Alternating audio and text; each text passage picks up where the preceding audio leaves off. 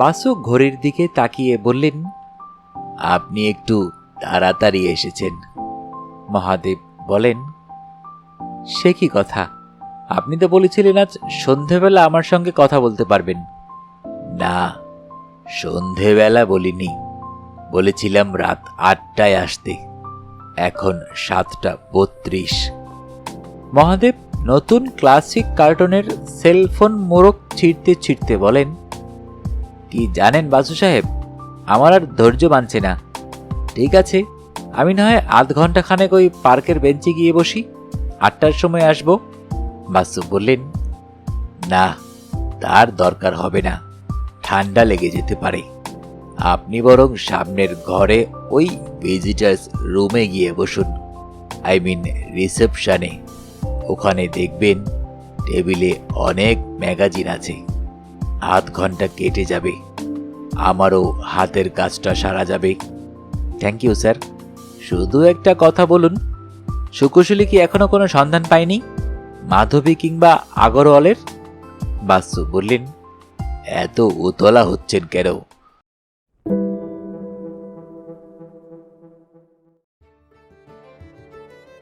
আসসালামু আলাইকুম। আপনারা শুনছেন অডিও বুক বাই মেহেদি। আজকে আপনাদের পড়ে শোনাব নারায়ণ সান্যালের লেখা কাটায় কাটায় সিরিজের গল্প বিষের কাঁটা। গল্পটির রচনাকাল 1995, প্রথম প্রকাশ জানুয়ারি 1996। বইটির প্রচ্ছদ শিল্পী অমিত চক্রবর্তী। বইটি লেখক উৎসর্গ করেছেন শ্রী বিশ্বজিৎ মতিলালকে। তবে গল্প শোনার আগে যারা এখনও এই চ্যানেলটি সাবস্ক্রাইব করেননি, অনুরোধ থাকবে চ্যানেলটি সাবস্ক্রাইব করে বেল আইকনটি অন করে দিবেন। তাহলে শুরু করছি নারায়ণ সান্যালের লেখা কাটায় কাটায় সিরিজের গল্প বিষের কাঁটা।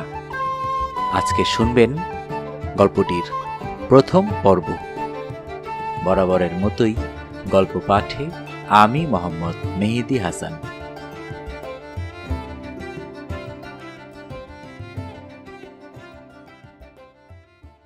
বেশ কিছুদিন হাতে কোনো কাজ আসেনি। তার মানে এ নয় যে এই কল্লোলিনীর কলকাতায় খুন, জখম, রাহাজানি জাতীয় অপরাধ কমে গেছে। মোট কথা, বাসু সাহেবের দ্বারস্থ হয়নি নিরপরাধীরা। বাসু সাহেব প্রাতঃভ্রমণ অন্তে ফিরে এসে সকলের সঙ্গে প্রাতরাশ সেরেছেন, বাগানে নয়। কাল রাত্রে এক পশলা বৃষ্টি হয়ে গেছে, তাই প্রাতরাশ সারা হয়েছে ডাইনিং হলে। তারপর খবরের কাগজটা হাতে নিয়ে এসে বসেছেন তার চেম্বারে। শীতের সকাল, জানুয়ারির মাঝামাঝি, বস্তুত 15/1/1993 তারিখ, শুক্রবারের কথা। কলকাতার শীত অবশ্য, তবে বাসু সাহেবের ঠান্ডার ধাত, তাই তার গায়ে গরম কোট, তদুপরি গলায় গলবন্ধ। খবরের কাগজে প্রথম পাতার হেডলাইনগুলো পড়া শেষ হবার আগেই ইন্টারকমে নজরকারী শব্দ হলো। কাগজটা নামিয়ে বা হাতে রিসিভারটা তুলে নিয়ে বললেন, বলো, কোনো মক্কেল টক্কেল পথ ভুলে এ পাড়ায় এসে পড়েছে নাকি? ভিজিটার্স রুম বা গৌরবে যাকে রিসেপশন বলা হয়, সেই ঘর থেকে রানী বলেন, তোমার সঙ্গে একজন দেখা করতে চাইছেন, গুয়াহাটি থেকে আসছেন। নাম বললেন মিস্টার মহাদেব জালান।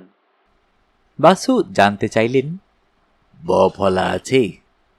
একটু হকচকিয়ে যান রানী। আগন্তুকের সামনে অপ্রস্তুত হতে চান না বলে যন্ত্রটার কথা মুখে বলেন, আসছি ও ঘরে। মিস্টার জালানকে রিসেপশন রুমের ডানলো পিলো সোফায় বসিয়ে একটু অপেক্ষা করতে বলে রানী দেবী তার চাকা গাড়িতে পাক মেরে এ ঘরের দিকে এগিয়ে আসেন। যেসব পাঠক পাঠিকা ইতিপূর্বে কোনো কণ্টকাকীর্ণ কাহিনীর ঘুলঘুলিয়ায় বিড়ম্বিত হওয়ার দুর্ভাগ্য থেকে বঞ্চিত, তাদের এইখানে জনান্তিকে জানিয়ে রাখা দরকার, বৃদ্ধ তরুণ P.K. বাসু কলকাতা হাইকোর্টের একজন নামকরা ক্রিমিনাল সাইড ব্যারিস্টার। থাকেন তার নিজস্ব আলিপুরের বাড়িতে। চেম্বারটা ওই বাড়ির বৈঠকখানায়। একই বাড়ির অপরাংশে থাকে ওদের স্নেহধন্য দম্পতি কৌশিক আর সুজাতা। ভাড়াটে নয়, নিঃসন্তান বৃদ্ধ দম্পতির পরিবারভুক্ত হিসেবে। তারা দুজনে একটি প্রাইভেট ডিটেকটিভ এজেন্সি খুলেছে, নাম সুকৌশলী। বাসু সাহেবের ধর্মপত্নী তথা একান্ত সচিব রানী দেবী প্রৌরা ইনভ্যালিড চেয়ারে চেপে এঘর ওঘর করেন।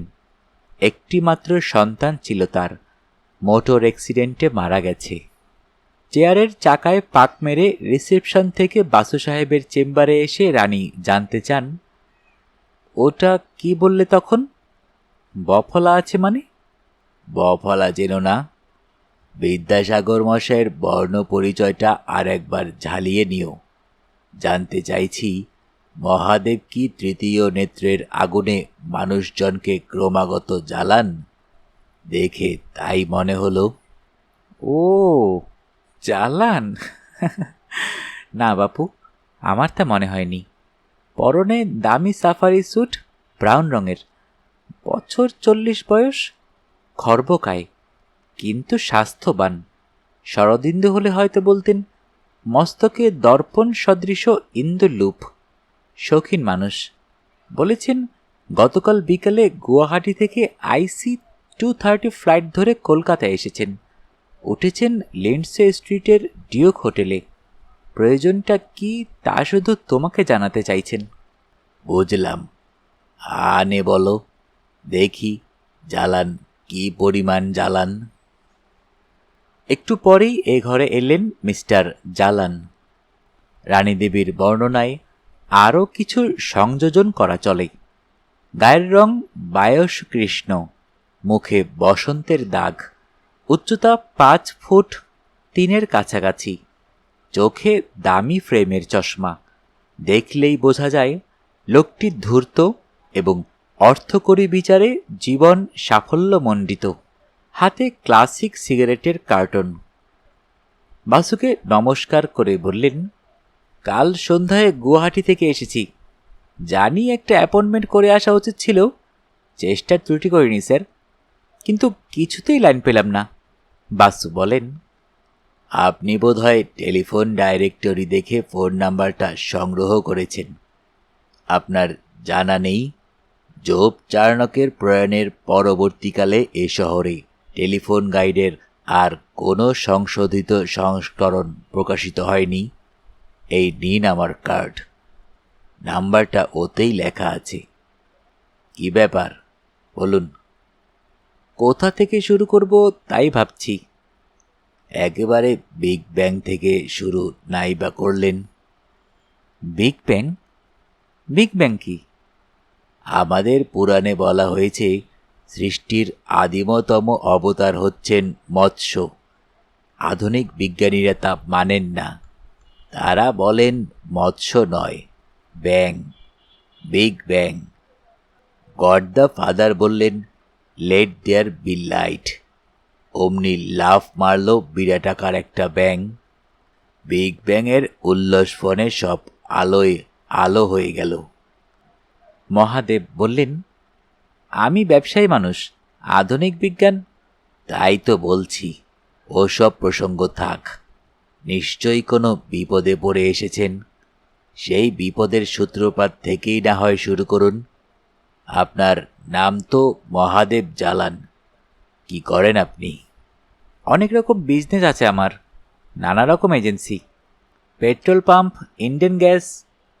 তাই বলুন, ঠিকই ধরেছি। বফলা প্রতিটি ক্ষেত্রেই বর্তমান। আগে কিছু না, বলে যান।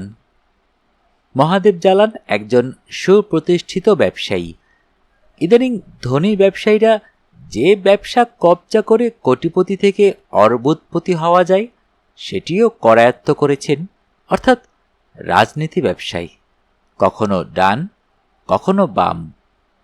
Assam valley multipurpose enterprise private limited কোম্পানির এই বড় তরফ কখন কোন পার্টির সমর্থক বোঝা কঠিন। স্থানীয় একজন ধনী ব্যক্তিকে পার্টনার করে ব্যবসায় নেমেছিলেন বছর 10 আগে। এই 1 দশকেই জালান গুয়াহাটির অন্যতম ধনিক শ্রেষ্ঠ। দুর্ভাগ্যবশত ওর বিজনেস পার্টনার ইতিমধ্যে স্বর্গারোহণ করেছেন, সন্তোষমোহন বড়ুয়া। মহাদেব কাজের ঘূর্ণাবর্তে এতই ব্যস্ত ছিলেন যে বিবাহ করে ওঠার সময় পাননি। অপরপক্ষে সন্তোষমোহনের একটিমাত্র কন্যা সন্তান মাধবী গত বছর বিএ পাশ করে পড়াশোনায় পূর্ণচ্ছেদ টেনেছে। বয়স 22, অত্যন্ত সুন্দরী সুতনুকা, খুব ভালো গানের গলা। গুয়াহাটির দূরদর্শন ও আকাশবাণীতে তার নিয়মিত প্রোগ্রাম থাকে, শহরের সবাই তাকে চেনে। বাসু আগ বাড়িয়ে বললেন, বিপদটা মনে হচ্ছে ওই মাধবী বড়ুয়ারই। আগে ঠিকই ধরেছেন আপনি। তাহলে তাকে সঙ্গে করে নিয়ে এলেন না কেন? তাছাড়া বিপদটা কি গুয়াহাটি হাইকোর্টের এখতিয়ারভুক্ত নয়? মহাদেব তার ক্লাসিক কার্টন থেকে একটি সিগারেট বার করে ধরালেন। বাসু সাহেবের দিকে কার্টনটা বাড়িয়ে ধরতে গিয়ে লক্ষ্য করেন তিনি পাইপ সেবন করছেন। দেশলাই কাঠিটা অ্যাশট্রেতে গুজে দিয়ে মহাদেব বললেন, আপনি দুটো প্রশ্ন করেছেন। প্রথম প্রশ্নের জবাব মাধবী এখন কোথায় আছে তা আমি জানি না। এটুকু শুধু জানি যে গত সোমবার ইন্ডিয়ান এয়ারলাইন্সের ফ্লাইট IC-708 প্যাসেঞ্জার লিস্টে তার নাম ছিল। সে ওই প্লেনে উঠেছিলও, কলকাতা এসেছে এটা অবধারিত, কিন্তু এখানে আছে না বোম্বাই চলে গেছে তা জানি না। দ্বিতীয় প্রশ্নের জবাব এই যে অপরাধটার সূচনা গুয়াহাটিতে হয়েছিল বটে, তবে সেটা দুঃসম্পন্ন হয়েছে এই কলকাতাতেই। দুঃসম্পন্ন মানে? আই এম সরি, আমি ভালো বাংলা জানি না। সুসম্পন্ন শব্দটার অ্যান্টোনিম কি দুঃসম্পন্ন নয়? বাসু বললেন, I am equally sorry, Bangla ভাষাটা আমিও ভালো জানি না। তা সে যাই হোক, এবার ওই মাধবীর বিপদটা কিভাবে পাকালো সেটা জানান বরং। মহাদেবের দীর্ঘ জবানবন্দি সংক্ষেপিত করলে মোদ্দা তথ্যটা এইরকম দাঁড়ায়। আসাম ভ্যালি মাল্টিপারপাস এন্টারপ্রাইজের 3 জন ডাইরেক্টর, 50% শেয়ারের মালিক মহাদেব, 45% বর্তমান মালিক সন্তোষমোহন বড়ুয়ার বিধবা শান্তি দেবী। বাকি 5% শেয়ার বিক্রয় করা হয়েছিল সন্তোষমোহনের বাল্যবন্ধু ডাক্তার হৃদয়নাথ বড়গোহাইকে। কোম্পানির ল অনুসারে অন্তত 3 জন অংশীদার না থাকলে নানান অসুবিধা দেখা দেয়। সে যা হোক, সন্তোষবাবুর মতো তার বাল্যবন্ধুও স্বর্গারোহণ করেছেন। ওই 5% শেয়ার বর্তেছে হৃদয়নাথের একমাত্র পুত্র মাতৃহীন শান্তনুর অ্যাকাউন্টে। শান্তনু পড়ত গুয়াহাটির মেডিকেল কলেজে, মাধবীর চেয়ে কিছু সিনিয়র। বছর 2 আগে ডাক্তারি পাশ করে বেরিয়েছে। সম্প্রতি হাসপাতালের হাউস ফিজিশিয়ানশিপ ছেড়ে নিজের বাড়িতে প্র্যাকটিসে বসেছিল। বাবার প্র্যাকটিস ভালোই ছিল, ফলে শান্তনু ধীরে ধীরে পসার জমিয়ে তুলছিল। যে তথ্যটা মহাদেব স্পষ্টাক্ষরে স্বীকার করেননি, কিন্তু তীক্ষ্ণধী বাসু সাহেব আন্দাজ করে নিলেন তা এই: সন্তোষমোহনের মৃত্যুর আগে থেকে না হলেও তার প্রয়াণের পরবর্তীকালে মহাদেব অর্ধেক রাজত্বসহ একটি রাজকন্যার স্বপ্ন দেখতে শুরু করেছিলেন। শান্তিদেবী নানা বিষয়ে মহাদেবের ওপর নির্ভরশীলা, ফলে যাতায়াতটা ছিলই। বাধা একটাই, বয়সের। মাধবী 22, মহাদেব 42। কিন্তু তাতে কি হলো? এটাই তো ভারতীয় প্রথা। বিবাহ বাসরে হবু জামাইকে দেখে মেনকার কি মূর্ছা যাবার উপক্রম হয়নি? আর শুধু ভারতীয়ই বা কেন, সারা বিশ্বে কীর্তিমান মানুষেরা কি ঐতিহ্য রেখে গেছেন! অনাসিম, পাবলো পিকাসো, মার্লিন ব্র্যান্ডো। তাছাড়া মহাদেব জালান কিছু দোজবরে নন। বয়সের বাধাটা মহাদেবের মতে অনতিক্রমণীয় ছিল না। বয়সের খামতিটার জন্য যথাযোগ্য মূল্য ধরে দিতে সে তো গড় রাজি নয়। রূপের খামতি রূপয় না কুলালে সোনায়। বাদ সাতল ৫% ছপ্পরফোর মালিক ওই কালকের ছোড়াটা। সে কিছুতেই ওই ৫% শেয়ার বেচতে রাজি হল না। ক্রমে সে মহাদেবের প্রতিদ্বন্দ্বী হয়ে দাঁড়াতে চাইল। বোঝো দুঃসাহসের দৌড়টা। ওই ছোড়া সারা মাসে যা উপার্জন করে তার দ্বিগুণ অর্থ দৈনিক জমা পড়ে মহাদেবের মাসিক ফিক্সড ডিপোজিট অ্যাকাউন্টের সুদ হিসেবে। কিন্তু মুশকিল এই যে মল্লযুদ্ধটা তো কুবের মঞ্চে নয়, মদনের বাসরে। তবু লড়ছিল মহাদেব। মদন ভস্যের আয়োজন করছিল নেপথ্যে। ইতিমধ্যে ঘটে গেল একটা অবিশ্বাস্য আজব ঘটনা। কোথাও কিছু নেই, বোম্বাই থেকে উড়ে এলো এক ভুঁইফোর আলাদিনের দৈত্য, অনিশ আগরওয়াল। বোম্বাইয়ের একটি প্রখ্যাত ফিল্ম প্রোডাকশনের তরফে সে নাকি ভূভারত ঢুরে বেড়াচ্ছে একজন বেহেশতি হুরের তল্লাশে। মেয়েদের বর্জিত, সুতনুকা, সুন্দরী, বয়স 25-এর কম, কনভেন্ট ললিতা, হিন্দি কথোপকথনে পারদর্শিনী, মাইক ফিটিং গলা, উচ্চতা 5'3" কম নয়।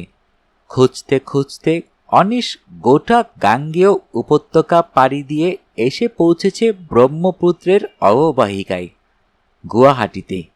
সে সন্ধ্যায় ঘটনাচক্রে টিভিতে মাধবীর একটা গানের অনুষ্ঠান ছিল। পছন্দ হয়ে গেল অনিশের। দূরদর্শন অফিস থেকে ঠিকানা সংগ্রহ করে এসে দেখা করল শান্তিদেবীর সঙ্গে, মাধবীর সঙ্গে। অনিশ তার অ্যাটাচি খুলে দেখালো বোম্বাইয়ের ফিল্ম কোম্পানি তাকে নায়িকা নির্বাচনের নিবুড়ো অধিকার দিয়েছে। অবশ্য নির্বাচিতা প্রার্থীকে মাইক টেস্ট, স্ক্রিন টেস্ট ইত্যাদি পাশ করতে হবে। তবে মাধবীর ক্ষেত্রে সেসব প্রশ্ন ওঠে না, কারণ মাধবী দূরদর্শন ও আকাশবাণীর বাঁধা আর্টিস্ট।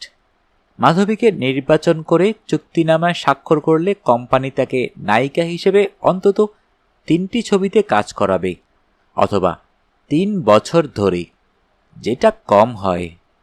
মাস মাহিনা 25,000 টাকা।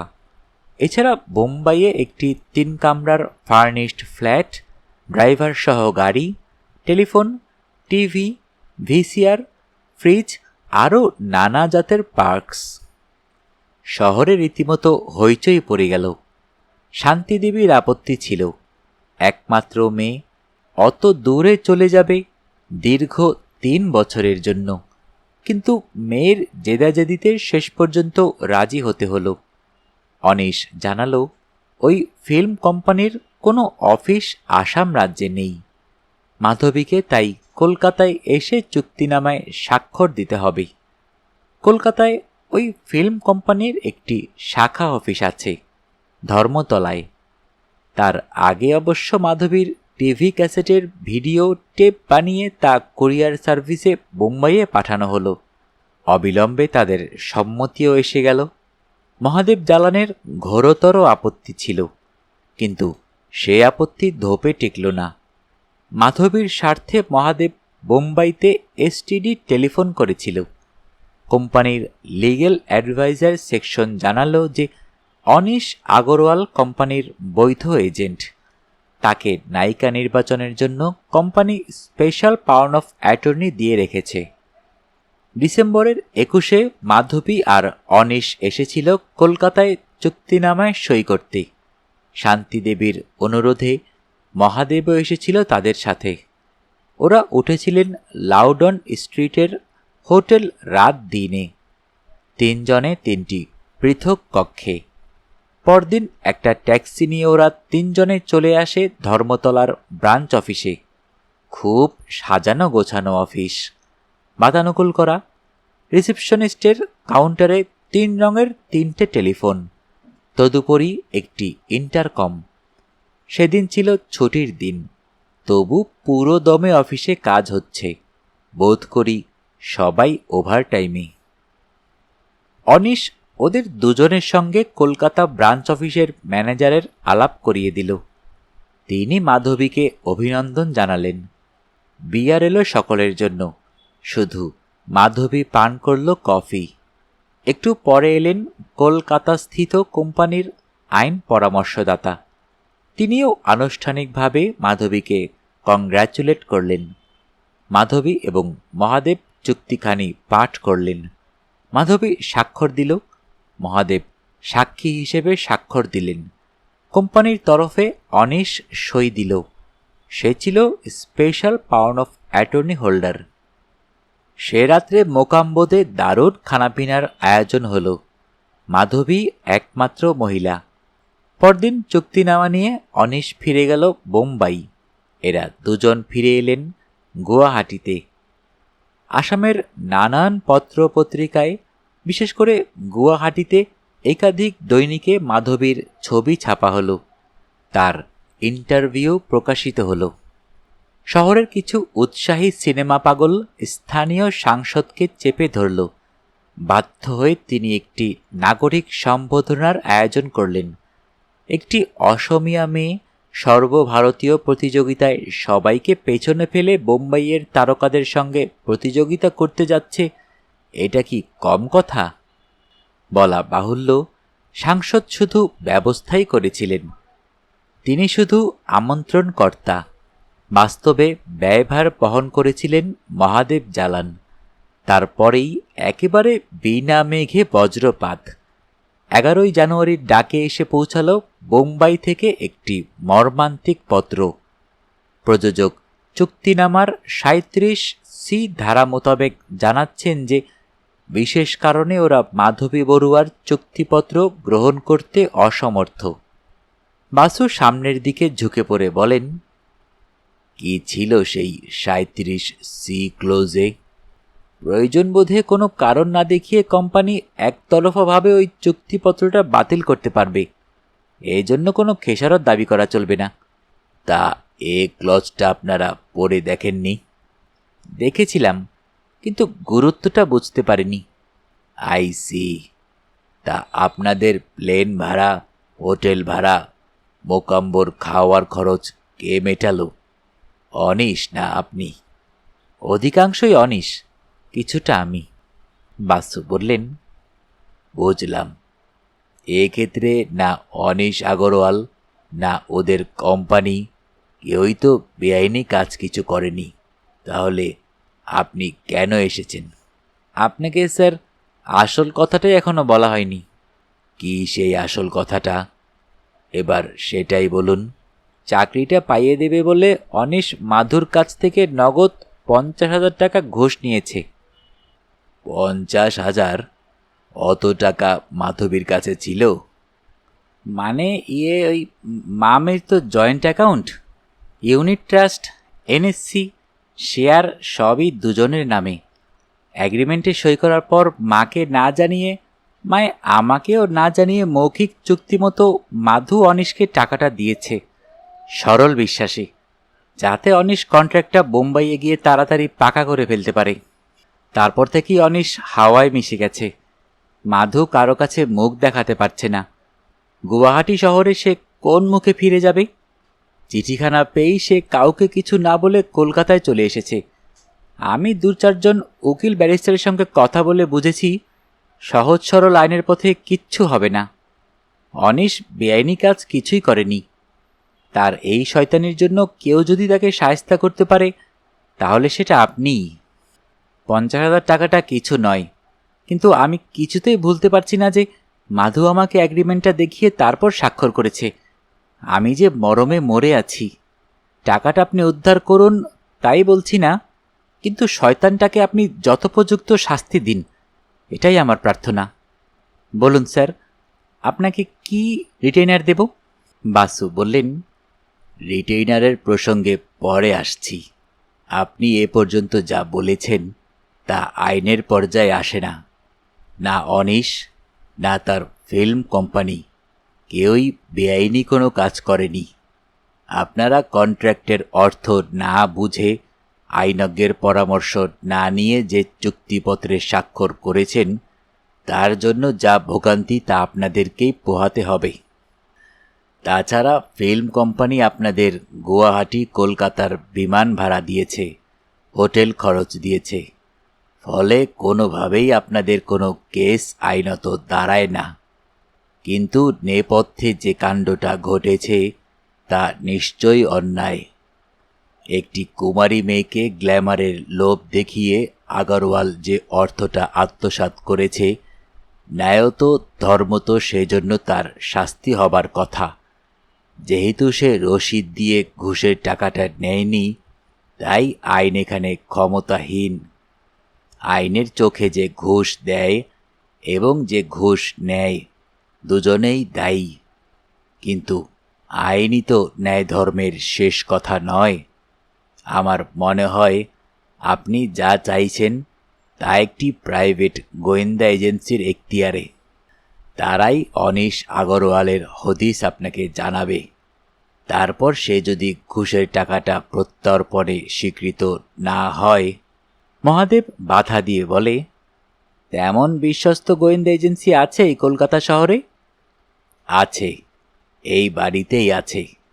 আমি ইন্টারকমে বলে দিচ্ছি, ওরা স্বামী স্ত্রী একটি গোয়েন্দা সংস্থার মালিক।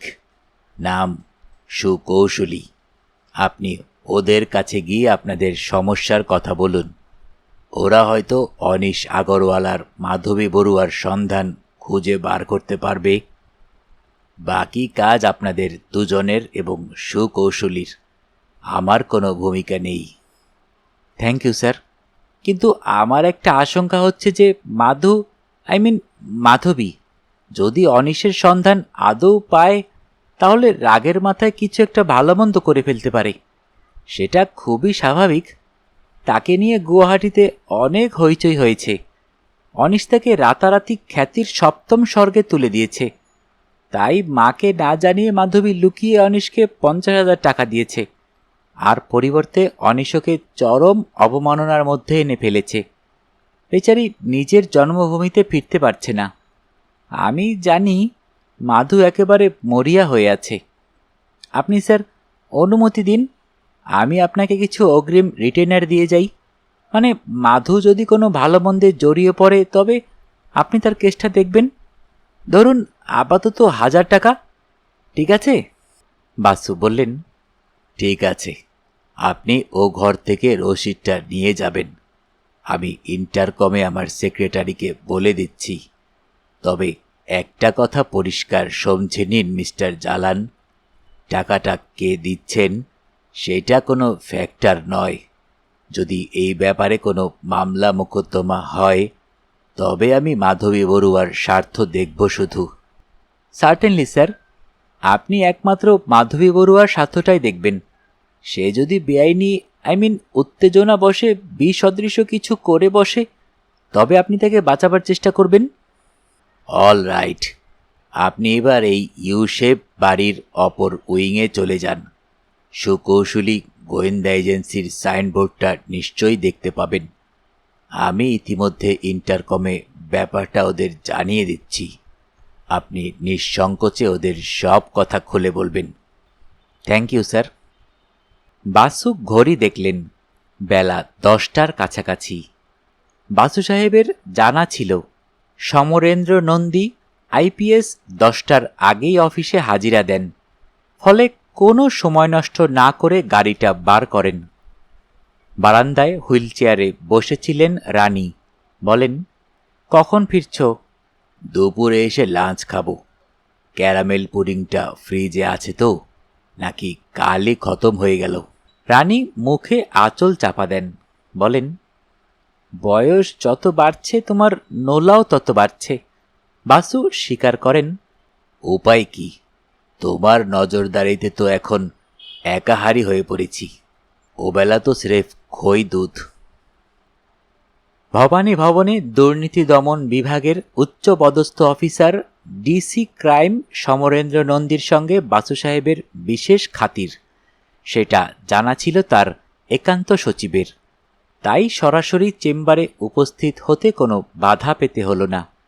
সুইং ডোরে সৌজন্যসূচক নক করে দরজাটা ইঞ্চিখানেক ফাঁক করে বাসু জানতে চান, ভিতরে আসতে পারি? স্যার খুব ব্যস্ত নন তো? সমরেন্দ্র চেয়ার ছেড়ে উঠে দাঁড়ান। প্রবীণ ব্যারিস্টারটিকে আরক্ষা বিভাগের সবাই সম্মান করে। নন্দী বলেন, আসুন আসুন স্যার, আজ যে এক্কেরে সাত সকালে, খুনটা হলো কোথায়? বাসু ভিতরে এসে ওর দর্শনার্থীর চেয়ার দখল করে বসলেন। বললেন, অনেক দিন এই পাড়ায় আসিনি, তোমাদের আধুনিক হালচাল তাই ঠিক জানি না। ইদানিং কি কেউ খুন না হওয়া পর্যন্ত তুমি ভিজিটার্সদের কফি টফি খাওয়াও না? নন্দী প্রাণ খোলা হাসি হাসেন, বলেন, আপনি আধা আধি ঠিকই আন্দাজ করেছেন। মানে ভিজিটার্সদের শুধু কফি খাওয়াই, প্রাপ্তবয়স্ক হলে টফি খাওয়াই না।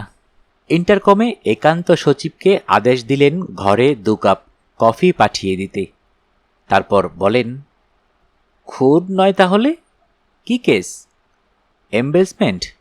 বাসু গুয়াহাটির কেসটা সংক্ষেপে বিবৃত করে বলেন, কেসটা যদিও অঙ্কুরিত হয়েছে আসামে, কিন্তু চুক্তিটা স্বাক্ষরিত হয়েছে ধর্মতলায়। ফলে আইনত ধর্মতলাত। এটা ক্যালকাটা হাইকোর্টের এখতিয়ারে। নন্দী বলেন, জানি, কেসটা নিয়ে আমরা ইতিপূর্বে প্রাথমিক তদন্ত করেছি। একজন ব্যবসাদারের পীড়াপিড়িতে। তিনি ইলেকশনে মোটা চাঁদা দেন, ফলে রাজনৈতিক চাপও ছিল। ব্যবসাদারটি কে? মহাদেব জালান? হ্যাঁ তাই। আমরা তদন্ত করে জেনেছি যে অনিশ আগরওয়াল ওই ফিল্ম কোম্পানির এজেন্ট। হক কথা, special power of attorney holder হিসেবে কোম্পানির তরফে সই করার অধিকার তার ছিল। আবার চুক্তিনামার ধারা মোতাবেক সেটা নাকচ করার একতরফা অধিকারও কোম্পানির ছিল। ইতিমধ্যে আপনার মক্কেল মাধবী বড়ুয়া যদি ঘুষ দিতে গিয়ে ফেঁসে যায়, তাহলে পুলিশ কি করতে পারে বলুন? বটেই তো, পুলিশ কিছু করতে পারে না, কিন্তু আমরা কিছু করলে পুলিশের আপত্তি নেই তো। আপনি কি করবেন? আমি এক বচনে বলিনি নন্দী, বলেছি গৌরবে বহু বচনে। আমি বুড়ো মানুষ, কি আবার করব? তবে আমার নন্দী ভৃঙ্গিরা যদি উত্তম মধ্যমের মাধ্যমে স্বীকৃতি আদায় করে নেয়। বাধা দিয়ে সমরেন্দ্র বলেন, উত্তম মধ্যমে আপত্তি নেই, সে তো লকআপের ভিতরে আমরাও দিয়ে থাকি। দেখবেন অধম না হয়ে যায়, অর্থাৎ ভায়া হাসপাতাল শ্মশানে না নিয়ে যেতে হয়। ওই ডাক্তারবাবুকেও আমি সে কথাই বলেছি। ডাক্তারবাবু মানে? ওই যে কি যেন নাম? হ্যাঁ, মনে পড়েছে, শান্তনু বরগোহাই। কাল বিকেলে সে ওই একই কেসে খোঁজখবর নিতে এসেছিল। তুমি তাকে কি বললে? বললাম ওই একই কথা। আমাদের হাতে কোনো প্রাইমা ফেসি কেসই নেই, কেউ কোনো এফআইআর করেনি, আর করবেই বা কী করে? অনিশ তো রসিদ দিয়ে টাকাটা নেয়নি, মাধবী কাজ হাসিল করতে ঘুষ দিয়েছে, যার কোনো প্রমাণ নেই। এর আবার পুলিশ কেস হয় নাকি? ইতিমধ্যে 2 কাপ কফি এসে গেল। কফি বানাতে বাসু উঠে দাঁড়ালেন, বললেন, অসংখ্য ধন্যবাদ। তবে আমি যে ওই কেস সম্বন্ধে খবর নিতে এসেছিলাম, এটা ওই ডাক্তার বা মহাদেবকে জানাবার দরকার নেই। সমরেন্দ্র উঠে দাঁড়ান, বলেন, দিন স্যার, অদম ঘেঁষা উত্তম মধ্যম দিন। এই অনিশ আগরওয়াল জাতীয় জুয়াচোরেরা হচ্ছে লেজিটিমেট র্যাকেটিয়ার। এরা আইন বাঁচিয়ে মানুষজনকে ঠকায়, এদের আইন মোতাবেক শাস্তি হয় না। বাসু বাড়ি ফিরে এলেন। গাড়িটা গ্যারাজ করতে গিয়ে খেয়াল হলো তামাক ফুরিয়েছে। ওর বাড়ির উল্টো দিকে সম্প্রতি একটি বহুতল বিশিষ্ট বাড়ি উঠেছে। তার একতলায় একটা ছোট্ট মণিহারি দোকান খুলে বসেছে অল্প বয়সী একটি মেয়ে। বাসু সাহেব বিশুকে নির্দেশ দিয়ে রেখেছেন ওই দোকান থেকেই যাবতীয় মণিহারি জিনিস খরিদ করতে। উনি নিজেও তাই করেন। কি ব্র্যান্ডের টোবাকো ওর মনপসন্দ তা জানিয়ে রেখেছেন মেয়েটিকে, যাতে সে আনিয়ে রাখতে পারে। মেয়েটির প্রতি ওর কিছু দুর্বলতা আছে। পাড়ারই মেয়ে, ফ্রক পরে বেনি দুলিয়ে পার্কে খেলতে অথবা বাসে চেপে স্কুলে যেতেও দেখেছেন। বাসু সাহেবের একমাত্র সন্তানটি যে মোটর অ্যাক্সিডেন্টে মারা গেছে, তার সহপাঠিনী ছিল এই মেয়েটি, অর্পণা। পাড়ারই একটি ছেলের সঙ্গে ভালোবেসে বিয়ে হলো, কিন্তু বিধি বাম। বছর তিনেকের মধ্যেই অপর্ণা বিধবা হল। বৃদ্ধা শাশুড়ি আর শিশুকন্যাটিকে নিয়ে এই বয়সেই জীবন সংগ্রামে নেমেছে। স্বামীর একটি ইন্স্যুরেন্স পলিসি ছিল, সেইটুকুই ওর দোকানের মূলধন। বাসু এগিয়ে এসে বললেন, অপু দিদি, মুন্নামা কেমন আছে? অপর্ণা হাসি মুখে বললে, ভালো আছে মেসোমশাই। আমাকে একটা প্যাকেট টোবাকো দাও, আর একটা ক্যাডবেরি চকলেটের স্ল্যাব, ম্যাগনাম সাইজ। অপর্ণা সওদা দিয়ে দাম নিল। তারপর বাসু সাহেব ওর কাউন্টারে ক্যাডবেরি চকলেটটা নামিয়ে রেখে বললেন, এটা মুন্না মাকে দেবে। হঠাৎ কেমন যেন ম্লান হয়ে গেল অপর্ণা। বললে, কিছু মনে করবেন না মেসোমশাই, একটা কথা বলবো? বলো। একটা ছেড়ে 10টা কথাও বলতে পারো। এ কথা ঠিক যে মুন্নার মায়ের আর্থিক সঙ্গতি নেই মেয়েকে ক্যাডবেরি চকলেট কিনে দেবার। আপনি প্রায়... হঠাৎ বাসু সাহেব হাত বাড়িয়ে চেপে ধরলেন অপর্ণার শাখাহীন মণিবন্ধ। ও হতচকিত হয়ে যায়। বাসু চাপা গলায় বললেন, stop it, stop it Aparna. ওই দিকে তাকিয়ে দেখো একবার, রাস্তার ওদিকের বাড়ির বারান্দায়। তারপর তোমার বক্তব্যটা শেষ করো বরং। দেখতে পাচ্ছ হুইল চেয়ারে বসা ওই বৃদ্ধাকে? উনি কেন ওই চেয়ারটা ব্যবহার করেন তা জানো? অপর্ণার সাদা সিথি মাথাটা নিচু হয়ে যায়।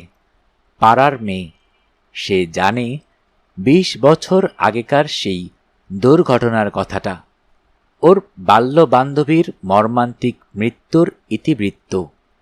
বাসু ধরা গলায় বললেন, বেঁচে থাকলে সে হতভাগী আজ তোমার বয়সী হতো। হ্যাঁ, এবার বলো, কি বলছিলে? অপর্ণা বললে, আপনাকে একটু অপেক্ষা করতে বলছিলাম, একটা প্রণাম করবার কথা বলতে যাচ্ছিলাম। কাউন্টারের এপারে এসে মেয়েটি বাসু সাহেবকে প্রণাম করল। বাসু বললেন, তোমার দোকান তো বৃহস্পতিবারে বন্ধ থাকে। বৃহস্পতিবারে বিকালে এসো না আমাদের বাড়িতে, মা মেয়েকে নিয়ে। অপর্ণা বলল, আসব। বাসু সওদা নিয়ে বাড়ি পানে রওনা হচ্ছিলেন। হঠাৎ নজর হল ওদের বাড়ি থেকেই বার হয়ে আসছে কৌশিক আর মহাদেব। কাছাকাছি আসতে বাসু বললেন, এতক্ষণ ধরে তোমরা কি এত আলোচনা করলে? মহাদেব বললেন, এন্টার কেস হিস্ট্রিটা ডিটেলে শোনাতে হলো কি না? মিস্টার মিত্র কিছু ফটো চেয়েছেন, ওবেলা দিয়ে যাব। গুয়াহাটির লোকাল কাগজে অনেক ছবি ছাপা হয়েছিল। তাছাড়া ওই এমপির পার্টিতে একজন প্রফেশনাল ফটোগ্রাফারকে এঙ্গেজ করা হয়েছিল। ওদের সকলের ফটোই আছে আমাদের কাছে। মধু, মাধবী, অনিশ এবং শান্তনু ডাক্তারের। ওবেলা সব নিয়ে আসব। আমি উঠেছি হোটেল ডিউকে, রুম নম্বর 207। দরকার হলে ফোন করবেন। হোটেলের ঘরে ঘরে ফোন আছে। বাসু কিছু বলার আগেই মহাদেব চোখ তুলে দেখতে পেল অপর্ণাকে। একটু যেন চমকে উঠল। তারপর রাস্তা ছেড়ে এগিয়ে গেল অপর্ণার স্টলে। ক্লাসিক সিগারেটের কার্টন দেখিয়ে বললে, 5 প্যাকেট দিবেন তো দিদি। অপর্ণার কাছে 5 প্যাকেটই ছিল, নামিয়ে দিল। মহাদেব উঠে এলো দোকানে। ম্যাগাজিনগুলো ঘাটতে থাকে। স্টারডাস্ট, ডেবোনেয়ার, আলোকপাত, মনোহর কহানিয়া, সব কিছুই। কৌশিক বললে, ঠিক আছে, আমরা চলি তাহলে। মহাদেব অন্য মনস্কের মতো বললে, ওকে। বাসু ধীরে ধীরে বাড়ির দিকে চলতে থাকেন। কৌশিক তাকে অনুসরণ করে। একবার পিছনে ফিরে দোকানের দিকে তাকিয়ে দেখে মহাদেব ইতিমধ্যে অনেকগুলি পত্রিকা খরিদ করেছে। ভারী ওয়ালেট বার করে দাম মেটাচ্ছে। কৌশিক বলে, মামু, একটা জিনিস লক্ষ্য করেছেন? অপর্ণাকে দেখে মহাদেব জালান যেন একটু চমকে উঠেছিল। অপর্ণা পাড়ার মেয়ে, কৌশিক তাকে ভালো মতোই চেনে। বাসু বললেন, হ্যাঁ, ব্যাপারটা আমার নজর এড়ায়নি। কি মনে হলো বলুন তো আপনার? মহাদেব কি অপর্ণাকে চিনত? না, তা মনে হয়নি আমার। তাহলে তবে অপর্ণার মধ্যে অমন করেও কি দেখছিল? হতভাগীটার যৌবন। মেয়েটি যে অল্প বয়সী বিধবা এইটুকু বুঝে নিয়েছে। আন্দাজ করেছে অর্থকৃচ্ছতাও আছে। আরও কিছু সমঝে নিতে চায় বোধহয়। হোটেলে একা একা থাকে তো, তাই। সেই দিনই দুপুরবেলা, ঘড়িতে তখন 1:30। বাসু সাহেব আর রানী বসেছিলেন বাইরের বারান্দায়। সচরাচর এই সময়ে ওরা মধ্যাহ্ন আহার সারেন। বিষে ভিতর থেকে এসে জানতে চাইল, দাদা বাবুরা তো এলেননি, আপনাদের দুজনার ভাত বেড়ে দেব টেবিলে? রানী বললেন, আর একটু দেখি বরং। বলতে বলতে বাসু সাহেবের গাড়িটা এসে দাঁড়ালো বাড়ির সামনে। নেমে এলো কৌশিক আর সুজাতা। গাড়ি লক করে কৌশিক লাফাতে লাফাতে উঠে এলো বারান্দায়। বললে, মামু, আপনার হারানো মানিকের সন্ধান পাওয়া গেছে। শ্রীমান অনিশ আগরওয়াল বর্তমানে এই কল্লোলিনী কলকাতাতেই সশরীরে বিরাজমান। তাই নাকি? কোথায় তার ঠিকানা? বাড়ির অ্যাড্রেসটা এখনো পাইনি। রাস্তার নাম, পাড়া, এক্সাক্ট লোকেশনটা মানে? বাসু ওর কথার মাঝখানেই বলে বসেন, বাহ বাহ বাহ, তবে তো সারা সকাল ধরে মস্ত কাজ করে ফেলেছ। সুতানুটির মতো ছোট্ট একটা গ্রামে অনিশকে কোণঠাসা করে ফেলেছ। আর পালাবে কোথায়? বাই দ্য ওয়ে, সুতানুটি তো নাকি গোবিন্দপুর? কৌশিক একটা বেতের চেয়ার টেনে নিয়ে ধপাস করে বসে পড়ে। বাসু সাহেবকে কিছু বলে না। শালিশ মানে রানী দেবীকে বলে, দেখেছেন মামি, মামুর ওই এক চারিত্রিক দোষ। কারোর সাফল্যটা অ্যাপ্রিসিয়েট করতে পারেন না। লোকটা বোম্বাই নয়, চণ্ডীগড় নয়, মাদ্রাজ নয়, ব্যাঙ্গালোর নয়, খাস কলকাতায়, অথচ উনি। রানী বলেন, বটেই তো, তুমি দুঃখ করো না কৌশিক, আমি বুঝতে পেরেছি। শুধু বোম্বাই মাদ্রাজ কেন, লোকটা তো আবুধাবিতেও পালিয়ে যেতে পারত, কিংবা হনুলুলু। কিন্তু কিভাবে হদিস পেলে? কৌশিক তার স্ত্রীর দিকে ফিরে বললে, তুমি বুঝিয়ে বলো সুজাতা, আমি আর কোনো উৎসাহ পাচ্ছি না। অগত্যা সুজাতাই বুঝিয়ে বলল, কিভাবে যুক্তির পারম্পর্যে ধাপে ধাপে সমস্যাটা সমাধান করে ওরা অনিশের সন্ধান পেয়েছে। প্রথম কথা, অনিশ আগরওয়ালের পরিকল্পনাটা ছিল নিশ্ছিদ্র। ডিসি ক্রাইমের ভাষায় একে নাকি বলে লেজিটিমেট র্যাকেটিয়ারিং। আইনসঙ্গতভাবে অপরের মস্তক বিদীর্ণান্তে পনস ভক্ষণ। সেক্ষেত্রে আমরা কেন ধরে নিচ্ছি যে অনিশ এই খেলটা গুয়াহাটিতেই প্রথম খেলেছে? তা তো নাও হতে পারে। দেখা যাচ্ছে মাধবী অথবা মহাদেব ওই সিনেমা কোম্পানির কাছে অনিশের বিরুদ্ধে কোনো অভিযোগ করেনি, করার উপায়ও নেই। চিত্র প্রযোজক প্রতিষ্ঠান তো অনিশ আগরওয়ালকে নায়িকা নির্বাচনের ক্ষমতা নিবুড়ো শর্তে দিয়ে রেখেছে। প্রার্থিনীকে উৎকোচ দেবার কোনো পরামর্শ তো তারা দেয়নি। সুতরাং যদি ধরে নেওয়া যায় যে গুয়াহাটিতেই অনিশ তার জীবনের প্রথম টেস্টে সেঞ্চুরি করেনি, তাহলে এটাও যুক্তি নির্ভরভাবে আশা করা যায় যে আগের আগের আছাড় খাওয়া নির্বাচিতার দল একইভাবে কিল খেয়ে কিল চুরি করেছে। সেসব খবর সংবাদপত্রে প্রকাশিত হয়নি। ভূপতি তার দল আপ্রাণ চেষ্টা করেছে জানাজানিটা যত কম হয়। তা যদি ঘটে থাকে, তবে সেই ঘটনাস্থল কোথায়? কলকাতায় সম্ভবত নয়। কলকাতার ব্যাপার হলে সুকৌশলী কোনো না কোনো সূত্র থেকে ওই মুখরোচক কিস্সাটা শুনতেই পেত। তা কলকাতায় যদি না হয়, তবে ইম্ফল, ত্রিপুরা, শিলিং ইত্যাদিও হবে না। সেসব শহরের লোকসংখ্যা কম, গুয়াহাটির কাছাকাছি জনপদ। সুকৌশলীর আন্দাজ হল, অনিশ যদি একই কায়দায় আর কোনো ধনির দুলালিকে লেঙ্গি মেরে ভূতলসায়ী করে থাকে, আর ঘটনাস্থল যদি পূর্ব ভারত হয়, তবে এই কয়টি শহরের মধ্যে সম্ভবত কোনো একটিতে ভুবনেশ্বর, কটক, পাটনা, জামশেদপুর, ধানবাদ বা রাঁচি, এই কয়টি শহরে নেতি নেতি পদ্ধতিতে অগ্রসর হতে হবে। পূর্ব ভারতে একটি প্রাইভেট ডিটেকটিভ এজেন্সির কনফেডারেশনের সভ্য হয়েছে সুকৌশলী।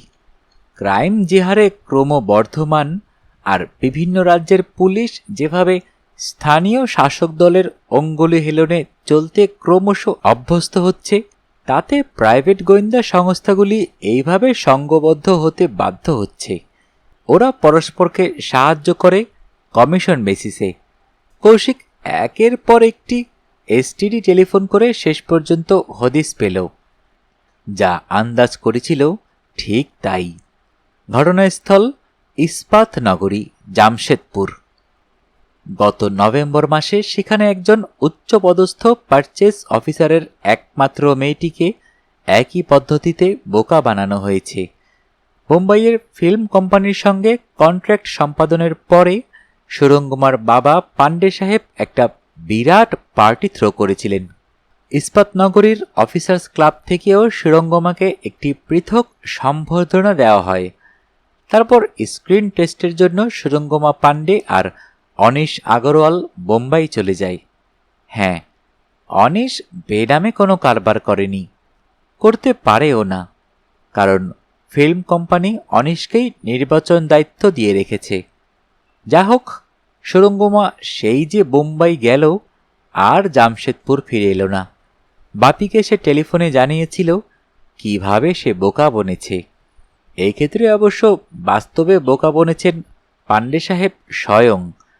কন্ট্রাক্ট সই হয়ে যাবার পর অনিশকে কালো টাকার বান্ডিলটা তিনিই তুলে দিয়েছিলেন। সুরঙ্গমা তার বাবাকে জানিয়েছে যে অনিশ কলকাতায় আত্মগোপন করে আছে, ফলে সুরঙ্গমাও কলকাতা যাচ্ছে একটা মুখোমুখি ফয়সালা করতে। সুরঙ্গমার বয়স 24, স্থানীয় গার্লস স্কুলের গেমস টিচার। মেয়েদের বাস্কেটবল প্রতিযোগিতায় মহিলা হিসেবে বিহারের প্রতিনিধিত্ব করেছে। ভালো রকম ক্যারাটে জানে, প্রচণ্ড দুঃসাহসী। তবু সে ওই প্রাইভেট ডিটেকটিভ এজেন্সিকে সব কিছু জানিয়ে রেখেছে। নির্ভয়ে বলেছে, যদি খবর পান যে আমার দুর্ঘটনাজনিত মৃত্যু হয়েছে, তাহলে দেখবেন দেহটা যেন পোস্টমর্টম হয়। বলেন তো এজন্য কিছু রিটেইনার দিয়ে যাই। বাসু জানতে চান, তা ওই দুঃসাহসিকা সুরঙ্গমা পান্ডের ঠিকানাটা কি জানা গেছে? সুজাতা বলে, তা গেছে। ইন্টালি বাজারের কাছাকাছি একটা বাড়ির 1 কামরার মেজানাইন ফ্লোরের ফ্ল্যাটে। বটে, তা মিস পান্ডে কলকাতা শহরে রাতারাতি অমন একটা 1 কামরার ফ্ল্যাট জোগাড় করলো কেমন করে? তুমি আমি তো পাই না। সেসব আপনার শুনে কাজ নেই। ওর বাবা জামশেদপুরের একজন পারচেজ অফিসার। ইন্টালি মার্কেটের ওই বাড়িটা একজন সাপ্লায়ারের। ওই মেজানাইন ঘরখানা গেস্ট রুম হিসেবে ব্যবহার করা হয়, ফার্নিশড। সংলগ্ন স্নানাগার ও ছোট্ট কিচেনেট। সাপ্লায়ার ভদ্রলোকের পরিচিত বিশিষ্ট মেহমানরা 2-1 দিনের জন্য কলকাতা এলে হোটেলে না উঠে ওই ঘরে আতিথ্য গ্রহণ করেন। সুরঙ্গমা সেই সুযোগটাই নিয়েছে। ওর ঘরে একটি টেলিফোন কানেকশনও আছে। নম্বরটা জানা গেছে? নিশ্চয়ই। ঘণ্টাখানেক আগে কৌশিক টেলিফোন করেছিল। সুরঙ্গমা তখন ঘরে ছিল না, ঘর তালাবদ্ধ করে কোথাও গেছিল।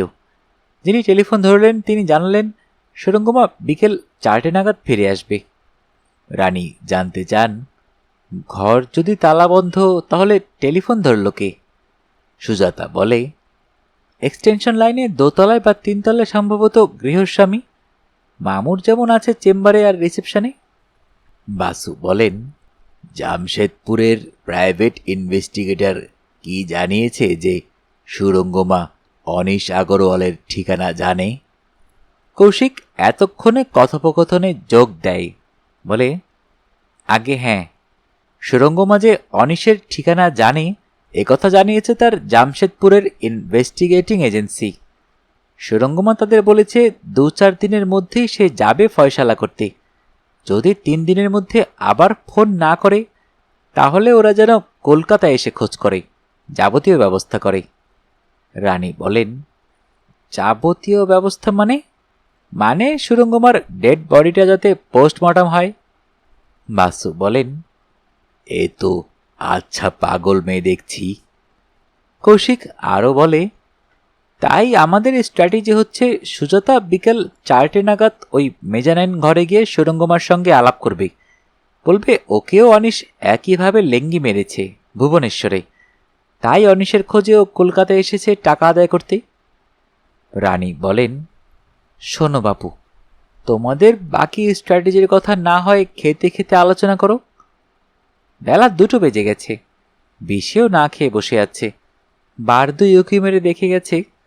তাছাড়া সুজাতা তো 3টে নাগাদ আবার বেরোবে ওই ডাকাবুকুর সঙ্গে দেখা করতে। ও একাই যাবে তো?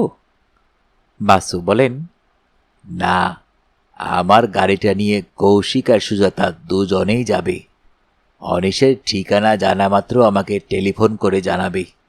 আমি এখান থেকে ট্যাক্সি নিয়ে যাব। সুজাতা বাড়ি ফিরে আসবে বাসে বা ট্যাক্সিতে, আর কৌশিক একা গাড়ি নিয়ে ওই ঠিকানায় আমাকে মিট করবে। কৌশিক বলে, ধরুন আমরা দুজন ওর ঘরে হানা দিলাম, দেখাও পেলাম, তারপর? অনিশ তো বেআইনি কোনো কাজ করেনি, মানে কোনো প্রমাণ আমাদের হাতে নেই। সে যে সুরঙ্গমা পাণ্ডের বাবার কাছ থেকে অথবা মাধবী বড়ুয়ার কাছ থেকে কোনো টাকা নিয়েছে এটা তো আমরা প্রমাণ করতে পারবো না। ও তো স্রেফ অঙ্গীকার করবে, তাই না? বাসু বললেন, তুমি শুধু বাগিয়ে কর্নার কিকটা করো তো কৌশিক। শুধু দেখো বলটা যেন গোল লাইনের বাইরে চলে না যায়। অনিশ গোলকিপারকে কাটিয়ে আমি কিভাবে হেড করব সে চিন্তা আমাকেই করতে দাও। আর হ্যাঁ, তোমার যন্ত্রটা যেন সঙ্গে থাকে। বেগতিক বুঝলে অনিশ আগরওয়াল ভায়োলেন্ট হয়ে উঠতে পারে। রানী বলেন, কি দরকার বাবু এসব উটকো ঝামেলায়? আর 5টা ব্যারিস্টার যেভাবে প্র্যাকটিস করে। কথাটা শেষ হয় না, বাসু তরাত করে লাফিয়ে ওঠেন, চিৎকার চেঁচামেচি শুরু করে দেন। বিষয়টা আবার কোথায় গেল? ওদিকে বেলা 2টো বেজে গেছে, সে খেয়াল আছে? সুজাতা বলে, আমি বলছিলাম কি, ওর নাম কি? খাবার টেবিলে বাকি কথা হবে। শুনলে না তোমার মামিমা কি বললেন? বিষে, এই বিষে। আহারান্তে সুজাতা আর কৌশিক বাসু সাহেবের গাড়িখানা নিয়ে বেরিয়ে গেল। রানী দুপুরে ঘণ্টাখানেক গা গড়িয়ে নেন। তাছাড়া সকাল থেকে তার একটু জ্বর জ্বর মতো হয়েছে। তিনি ঘুমের বড়ি খেয়ে শুতে গেলেন। বাসু দিবা মা সাপসি মন্ত্রে বিশ্বাসী। লাইব্রেরি ঘর থেকে ডান্সিং উলি মাস্টার্স নামে একটি সম্প্রতি প্রকাশিত পপুলার বিজ্ঞানের বই নিয়ে পড়তে থাকেন, কিন্তু তাতেও বাধা। বিষে এসে জানালো একজন ভদ্রলোক সাক্ষাৎ প্রার্থী। রানী বিশ্রাম নিচ্ছেন। বাসু বলেন, সেদিন কি শেখালাম তোকে? ভিজিটার স্লিপে নাম ঠিকানা লিখিয়ে নিয়ে আয়, আর বাইরের ঘরে তাকে বসা। একটু পরে বিশ্বনাথ ফিরে এলো। ভদ্রলোক স্লিপে কিছুই লিখে দেননি, পরিবর্তে নিজের নামাঙ্কিত ছাপা কার্ড দিয়েছেন। Doctor Shantanu Borgohain, MBBS, DGO। তার গুয়াহাটির ঠিকানা ও টেলিফোন নম্বরও লেখা আছে। একটু পরে বাসু সাহেবের চেম্বারে এসে উপস্থিত হলেন ডক্টর বরগোহাই। বয়স 30-এর কাছাকাছি, স্বাস্থ্যবান, দীর্ঘকায়, মাথার চুলগুলি পেছনে ফেরানো, চোখে চশমা নেই, সরু গোঁফ আছে। বড় বড় পা ফেলে এগিয়ে এলেন বাসু সাহেবের টেবিলের কাছে। বললেন, নমস্কার স্যার, অসময়ে বিরক্ত করছি। জানি না দুপুরে আপনি বিশ্রাম নেন কিনা। বাসু বললেন, বসুন। গুয়াহাটি থেকে কবে এসেছেন? উঠেছেন কোথায়? এসেছি 3 দিনেক হলো। উঠেছি একটা হোটেলে। আপনার কাছে কয়েকটা কথা জানতে এলাম। আপনাকে কি মিস্টার মহাদেব জালান অ্যাটর্নি নিযুক্ত করেছেন মাধবীর ব্যাপারে? বাসু বলেন, কেন জানতে চাইছেন বলুন তো? না হলে আমি আপনাকে ওই কাজে নিযুক্ত করতে চাইতাম। কোন কাজে? মাধবী নামে কোনো মেয়েকে কি পুলিশ খুঁজছে? আগে না, পুলিশে নয়, খুঁজছে মহাদেব জালান, খুঁজছি আমি। আর মহাদেব যদি আপনাকে এঙ্গেজ করেই থাকে তবে খুঁজছেন আপনি। ভবানী ভবনের মিসিং স্কোয়াড অবশ্য খুঁজছে না তাকে। এই সময় হঠাৎ টেলিফোনটা বেজে উঠল। বিশে বাইরের ঘরে ঝাড়পোছ করছিল। সে ছুটে গিয়ে রিসিভারটা তুলে শুনল বাসু সাহেব তার চেম্বারে বসে এক্সটেনশন লাইনের ফোনটা তুলে কথা বলছেন। বাসু বললেন, হ্যালো, বাসু স্পিকিং। বিশে ধারক অঙ্গে টেলিফোনের জঙ্গম অংশটা নামিয়ে রাখল। ও প্রান্ত থেকে ভেসে এলো, আমি মহাদেব বলছি, কোনো সন্ধান পাওয়া গেল? বাসু বললেন, ব্যস্ত হচ্ছেন কেন? খবর পাওয়া গেলে আমিই জানাবো। আমি আপনার সামনাসামনি বসে কিছু কথা বলতে চাই। আমি এখন ব্যস্ত আছি। আপনি রাত 8টার সময় আমার চেম্বারে আসতে পারেন। তখন আপনার যা বলার আছে শুনব। আর ভালো কথা, ওই সময় ফটোগুলো নিয়ে আসবেন, কেমন? ক্র্যাডলে টেলিফোনটা নামিয়ে রাখতেই ডক্টর বরগোহাই বলেন, জালান সাহেব মনে হচ্ছে। বাসু সে প্রশ্নের উত্তর না দিয়ে বললেন, লুক হিয়ার ডক্টর, আপনার কোনো অ্যাসাইনমেন্ট আমি নিতে পারছি না। কেন তা আপনি নিশ্চয়ই আন্দাজ করতে পারছেন। তবে এটুকু বলতে পারি, আমি আপনার স্বার্থের পরিপন্থী কিছু করছি না। ভালো হয় যদি আপনার হোটেলের ঠিকানা আমাকে জানিয়ে যান, তাহলে প্রয়োজন বোধে আমি আপনাকে কোনো তথ্য জানাতে পারি যা আমার মক্কেলের স্বার্থ বিরোধী নয়। অন্তত একটা কথা বলুন স্যার, আপনার মক্কেল কি মহাদেব জালান? Certainly not. আমার মক্কেল শ্রীমতী মাধবী বড়ুয়া। থ্যাঙ্কস। সেক্ষেত্রে জানিয়ে যাই, আমি উঠেছি রাজাবাজারের কাছে পথিক হোটেলে, ঘরের নম্বর 37। ওদের প্রতি বোর্ডারের ঘরে ঘরে টেলিফোন নেই, তবে রিসেপশনে ফোন করে কোনো বোর্ডারকে ডাকলে ডেকে দেয়, কোনো মেসেজ থাকলে লিখে রাখে। নম্বরটা রাখুন কাইন্ডলি। বাসু হাত বাড়িয়ে স্লিপ কাগজটা নিলেন, বললেন, thanks for your kind visit. Doctor Borgohain বুদ্ধিমান, বুঝে নিলেন এটা সাক্ষাৎকারের সমাপ্তিসূচক সৌজন্য ধন্যবাদ। উনি উঠে দাঁড়ালেন, দরজা পর্যন্ত গিয়ে হঠাৎ থমকে দাঁড়ালেন, এদিক ফিরে বললেন, এক্সকিউজ মি স্যার, যদি আপনার মক্কেলের সন্ধান পান আর মনে করেন সে খবরটা আমি জানলে আপনার মক্কেলের কোনো ক্ষতি হবে না। বাসু ওর মুখের কথা কেড়ে নিয়ে বললেন, সেই ক্ষেত্রে আমি নিজেই আপনাকে টেলিফোনে জানাবো। Wish you best of luck. দুপুর গড়িয়ে বিকেল হলো। শীতের সন্ধ্যা হুড়মুড়িয়ে আসে। বিশেষ ধুলো আর ধোঁয়ায় যে কল্লোলিনী শহর, যেখানে পাশাপাশি শুধু ইটের উপরে ইট, মাঝেতে মানুষ কীট। বাসু সাহেব আর রানী দেবী সচরাচর শীতের অপরাহ্নে পশ্চিমের বারান্দায় বসে চা পান করতেন। গত বছরও করেছেন, কারণ সূর্যের দক্ষিণায়ন হলে ওই একচিলতে বারান্দায় বসে সূর্যাস্তের স্বর্ণাভা উপভোগ করা যায়। যায় নয়, যেত। সম্প্রতি সেখানে একটি মাল্টি স্টোরিড মাথা তুলে দাঁড়িয়েছে। সূর্যাস্তের সোনা ছিনতাই হয়ে গেছে, তাই ইদানিং বিশে ওদের অপরাহ্নিক চা ঘরেই পরিবেশন করে যায়। রানীর জ্বরটা বেড়েছে, কাল একজন ডাক্তার ডাকতে হবে। সুজাতা আর কৌশিক ফিরে আসেনি। রানী আবার গিয়ে শুয়ে পড়েছেন। বাসু একা একা ঘর বার করছেন, সময় আর কাটে না। শেষে টিভির চ্যানেল পাল্টাতে পাল্টাতে হঠাৎ ওয়াল্ট ডিজনির একটা পুরনো ছবি পেয়ে গেলেন, তাতেই বোধ হয়ে গেলেন। একটু পরে পেশে এসে খবর দিল একজন ভদ্রলোক দেখা করতে চাইছেন।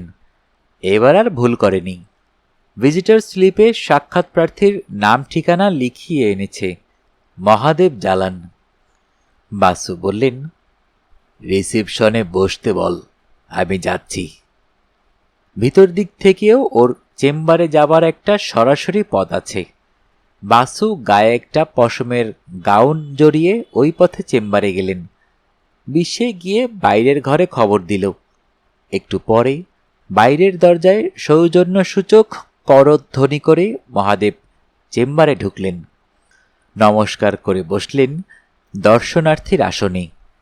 তার পরিধানে ও বেলার সেই ব্রাউন রঙের স্যুটটাই, হাতে একটা অ্যাটাচি, সেটা চেয়ারের পাশে নামিয়ে রাখলেন। বাসু ঘড়ির দিকে তাকিয়ে বললেন, আপনি একটু তাড়াতাড়ি এসেছেন। মহাদেব বলেন, সে কি কথা? আপনি তো বলেছিলেন আজ সন্ধেবেলা আমার সঙ্গে কথা বলতে পারবেন। না, সন্ধেবেলা বলিনি, বলেছিলাম রাত 8টায় আসতে। এখন 7:32।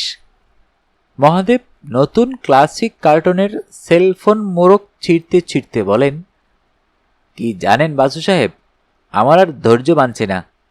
ঠিক আছে, আমি না হয় আধ ঘন্টা খানেক ওই পার্কের বেঞ্চে গিয়ে বসি, 8টার সময় আসব। বাসু বললেন, না, তার দরকার হবে না, ঠান্ডা লেগে যেতে পারে। আপনি বরং সামনের ঘরে ওই ভিজিটার্স রুমে গিয়ে বসুন, আই মিন রিসেপশনে। ওখানে দেখবেন টেবিলে অনেক ম্যাগাজিন আছে। আধ ঘন্টা কেটে যাবে, আমারও হাতের কাজটা সারা যাবে। Thank you sir. শুধু একটা কথা বলুন, সুকুশলী কি এখনো কোনো সন্ধান পায়নি, মাধবী কিংবা আগরওয়ালের? বাসু বললেন, এত উতলা হচ্ছেন কেন? ওরা দুজন সেই খোঁজেই গেছে, এখনো কোনো খবর দেয়নি। যে কোনো সময় আমি জানতে পারবো, কিন্তু আমার কিছু জরুরি কাজ আছে। I am sorry sir, extremely sorry. আমি বাইরের ঘরে গিয়ে অপেক্ষা করি বরং। মহাদেব উঠে চলে গেল বাইরের ঘরে। বাসু সাহেবের সত্যিই কোনো কাজ ছিল না। ওয়াল্ট ডিজনিতে আর নতুন করে মন বসবে না। নির্জন ঘরে উনি ভাবতে বসলেন।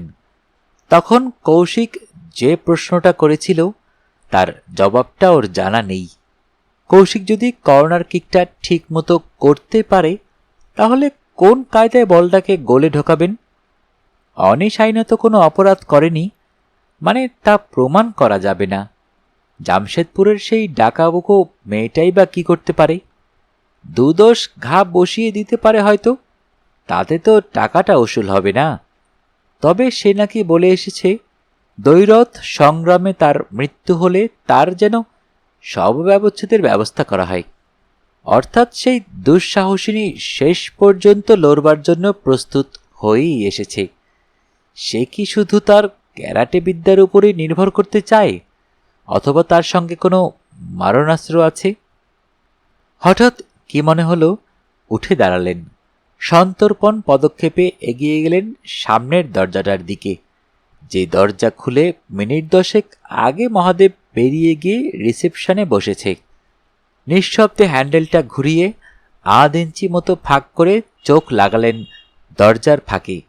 দেখলেন মহাদেব জালান রানীদেবের টেবিলে টেবিল ল্যাম্পটা জ্বেলেছেন। এক মনে রিডার্স ডাইজেস্টের একটা সংখ্যা পড়ছেন। তার বাঁ হাতে ধুমায়িত সিগারেট। উনি তন্ময়। বাসু নিঃশব্দেই দরজাটা বন্ধ করে নিজের আসনে ফিরে এলেন। ঠিক তখনই বেজে উঠল টেলিফোনটা। তুলে নিয়ে বললেন, বাসু স্পিকিং। মামু, এইমাত্র হদিস পেয়েছি, সুজাতা কিছু নতুন তথ্য সংগ্রহ করেছে জামশেদপুর কেসটায়। সুরঙ্গমা সুজাতাকে সাহায্য করতে স্বীকৃত, তবে সে বারে বারে সুজাতাকে বলেছে আজ রাত্রে আগরওয়ালের ডেরায় না যেতে। ঠিকানাটা জানা গেছে? হ্যাঁ, বেগ বাগানের কাছে। বাংলাদেশ মিশনের খান কতক বাড়ি পড়ে, ওই একই রাস্তায় রোহিণী ভিলা। হোটেল? না, অ্যাপার্টমেন্ট হাউস। বহু পুরনো বাড়ি, 7-8 তলা উঁচু, কারনানি ম্যানশনসের মতো। বোম্বাইয়ের সেই ফিল্ম কোম্পানি ওই বাড়ির একটি 2 কামরা ফ্ল্যাটের ভাড়া গুনে যায়। অনিশ আগরওয়াল কলকাতা এলে ওই ফ্ল্যাটে ওঠে। দোতলায় পূব দিকের অ্যাপার্টমেন্ট, নম্বর 23। অনিশের ঘরে টেলিফোন আছে? না, নেই। তবে একতলায় দারোয়ানের টুলের পাশে একটা টেবিল আছে, তাতে আছে এক সার্বজনীন টেলিফোন। বোর্ডাররা পয়সা দিয়ে সেখানে ফোন করতে পারে। আবার ফোনে কেউ কোনো খবর দিলে দারোয়ান সেটা লিফটম্যানের হাতে বিশেষ বিশেষ বোর্ডারকে পৌঁছে দেয়। বিশেষ বিশেষ বোর্ডার মানে? যারা দরাজ হাতে বকশিস দিতে প্রস্তুত। এত খবর তুমি জানলে কি করে? সুজাতাই জেনেছে সুরঙ্গমার কাছ থেকে। তা সুজাতাকে ও আজ রাত্রে অনিশের ডেরায় যেতে বারণ করলো কেন? সুরঙ্গমা যুক্তি দেখিয়েছে, সন্ধ্যার পর পাড়াটা বড় নির্জন হয়ে যায়। সুজাতার পক্ষে তখন একা একা ওখানে যাওয়াটা বিপজ্জনক। তার মতে কাল সকালে দিনের আলোয় সুজাতার পক্ষে ও পাড়ায় অনিশের সঙ্গে মোকাবিলা করতে যাওয়াই ভালো। অল রাইট, এবার শোনো, তুমি সুজাতাকে একটা ট্যাক্সি নিয়ে বাড়ি ফিরে আসতে বলো। তোমার মামিমার জ্বর হয়েছে, ঘুমোচ্ছে। সুজাতা তার দেখভাল করুক। আমি এখনই একটা ট্যাক্সি নিয়ে রওনা হচ্ছি। এখন 7:50। আমার এখানে মহাদেব চালান বসে আছে, তাকে বিদায় করে ধরো 8:45 নাগাদ আমি বাংলাদেশ মিশনের গেটের কাছে পৌঁছাবো।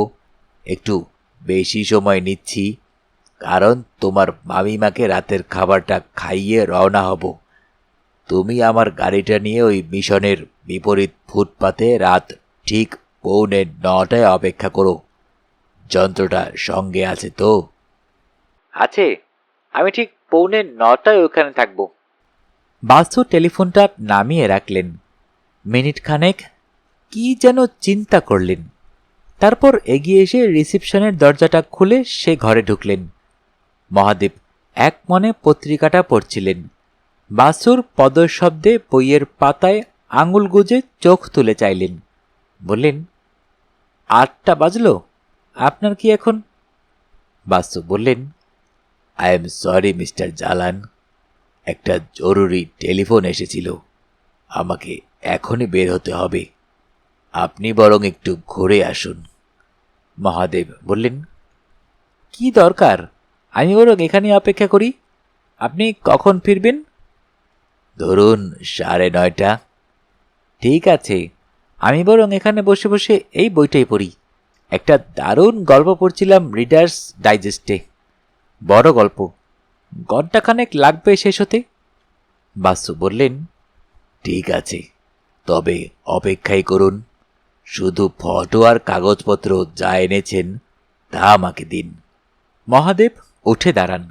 রীতিমতো অপ্রস্তুত হয়ে যান ভদ্রলোক। বলেন, I am so sorry sir, ওগুলো আনতে ভুলে গেছি। ঠিক আছে, আমি বরং সেগুলো হোটেল থেকে নিয়ে আসছি। ট্যাক্সি নিয়ে যাব আর আসব, যাতায়াতে 1.5 ঘন্টাই লাগুক। আমি 9:30 মধ্যে ফিরে আসব। আমারই ভুল। মিস্টার মিত্র আমাকে বলেছিলেন। আমি সব কিছু গুছিয়েও রেখেছি, আসার সময় সেটা অ্যাটাচিতে ভরে নিতে ভুলে গেছি। বাসু বললেন, ঠিক আছে, আপনি ট্যাক্সি নিয়ে চলে যান। হোটেল থেকে ছবি আর পত্রিকার কপি নিয়ে আসুন। মহাদেব জিজ্ঞেস করেন, ম্যাডামকে আজ দেখছি না যে, আই মিন মিসেস বাসু? ওর শরীরটা ভালো নেই। আপনি হোটেল থেকে কাগজপত্র নিয়ে এসে ডোরবেল বাজাবেন। আমি আমার কম্বাইন্ড হ্যান্ডকে বলে যাচ্ছি, ও দরজা খুলে আপনাকে বসাবে। মহাদেব সম্মতি জানিয়ে বিদায় হলেন। দরজা বন্ধ করে বাসু ফিরে এলেন শয়ন কক্ষে। রানী অঘরে ঘুমোচ্ছেন। কপালে হাত দিয়ে দেখলেন, না, জ্বরটা কমেছে, হয়তো ছেড়েই গেছে। বাসু নিঃশব্দে উলেন গাউনটা ছেড়ে গরম স্যুট পরে নিলেন। ভেবেছিলেন রানী দেবীকে নৈশ আহার খাইয়ে রওনা হবেন, কিন্তু তিনি অঘরে ঘুমোচ্ছেন। ঘুম ভাঙানোটা ঠিক হবে না। সুজাতা এসে না হয় খাওয়াবে। হাতে যথেষ্ট সময় আছে, তাড়াহুড়োর কিছু নেই। ড্রয়ারটা খুলে রিভলভারটা হিপ পকেটে ভরে নিলেন। খুনোখুনি হবার কথা নয়, তবে আত্মরক্ষার অস্ত্রটা সঙ্গে থাকা ভালো। বিশেকে বললেন, শোন, আমি একটু বেরোচ্ছি, 9:30 নাগাদ ফিরে আসব। ওই যে বাবুটি এতক্ষণ বাইরের ঘরে বসেছিলেন, উনি হয়তো তার আগেই ফিরে আসবেন। ম্যাজিক আই দিয়ে দেখে নিয়ে তারপর দোর খুলে ওকে বাইরের ঘরে বসাবি। কোন বাবু? ওই যিনি এতক্ষণ টেলিফোন করছিলেন? বাসু ধমকে ওঠেন।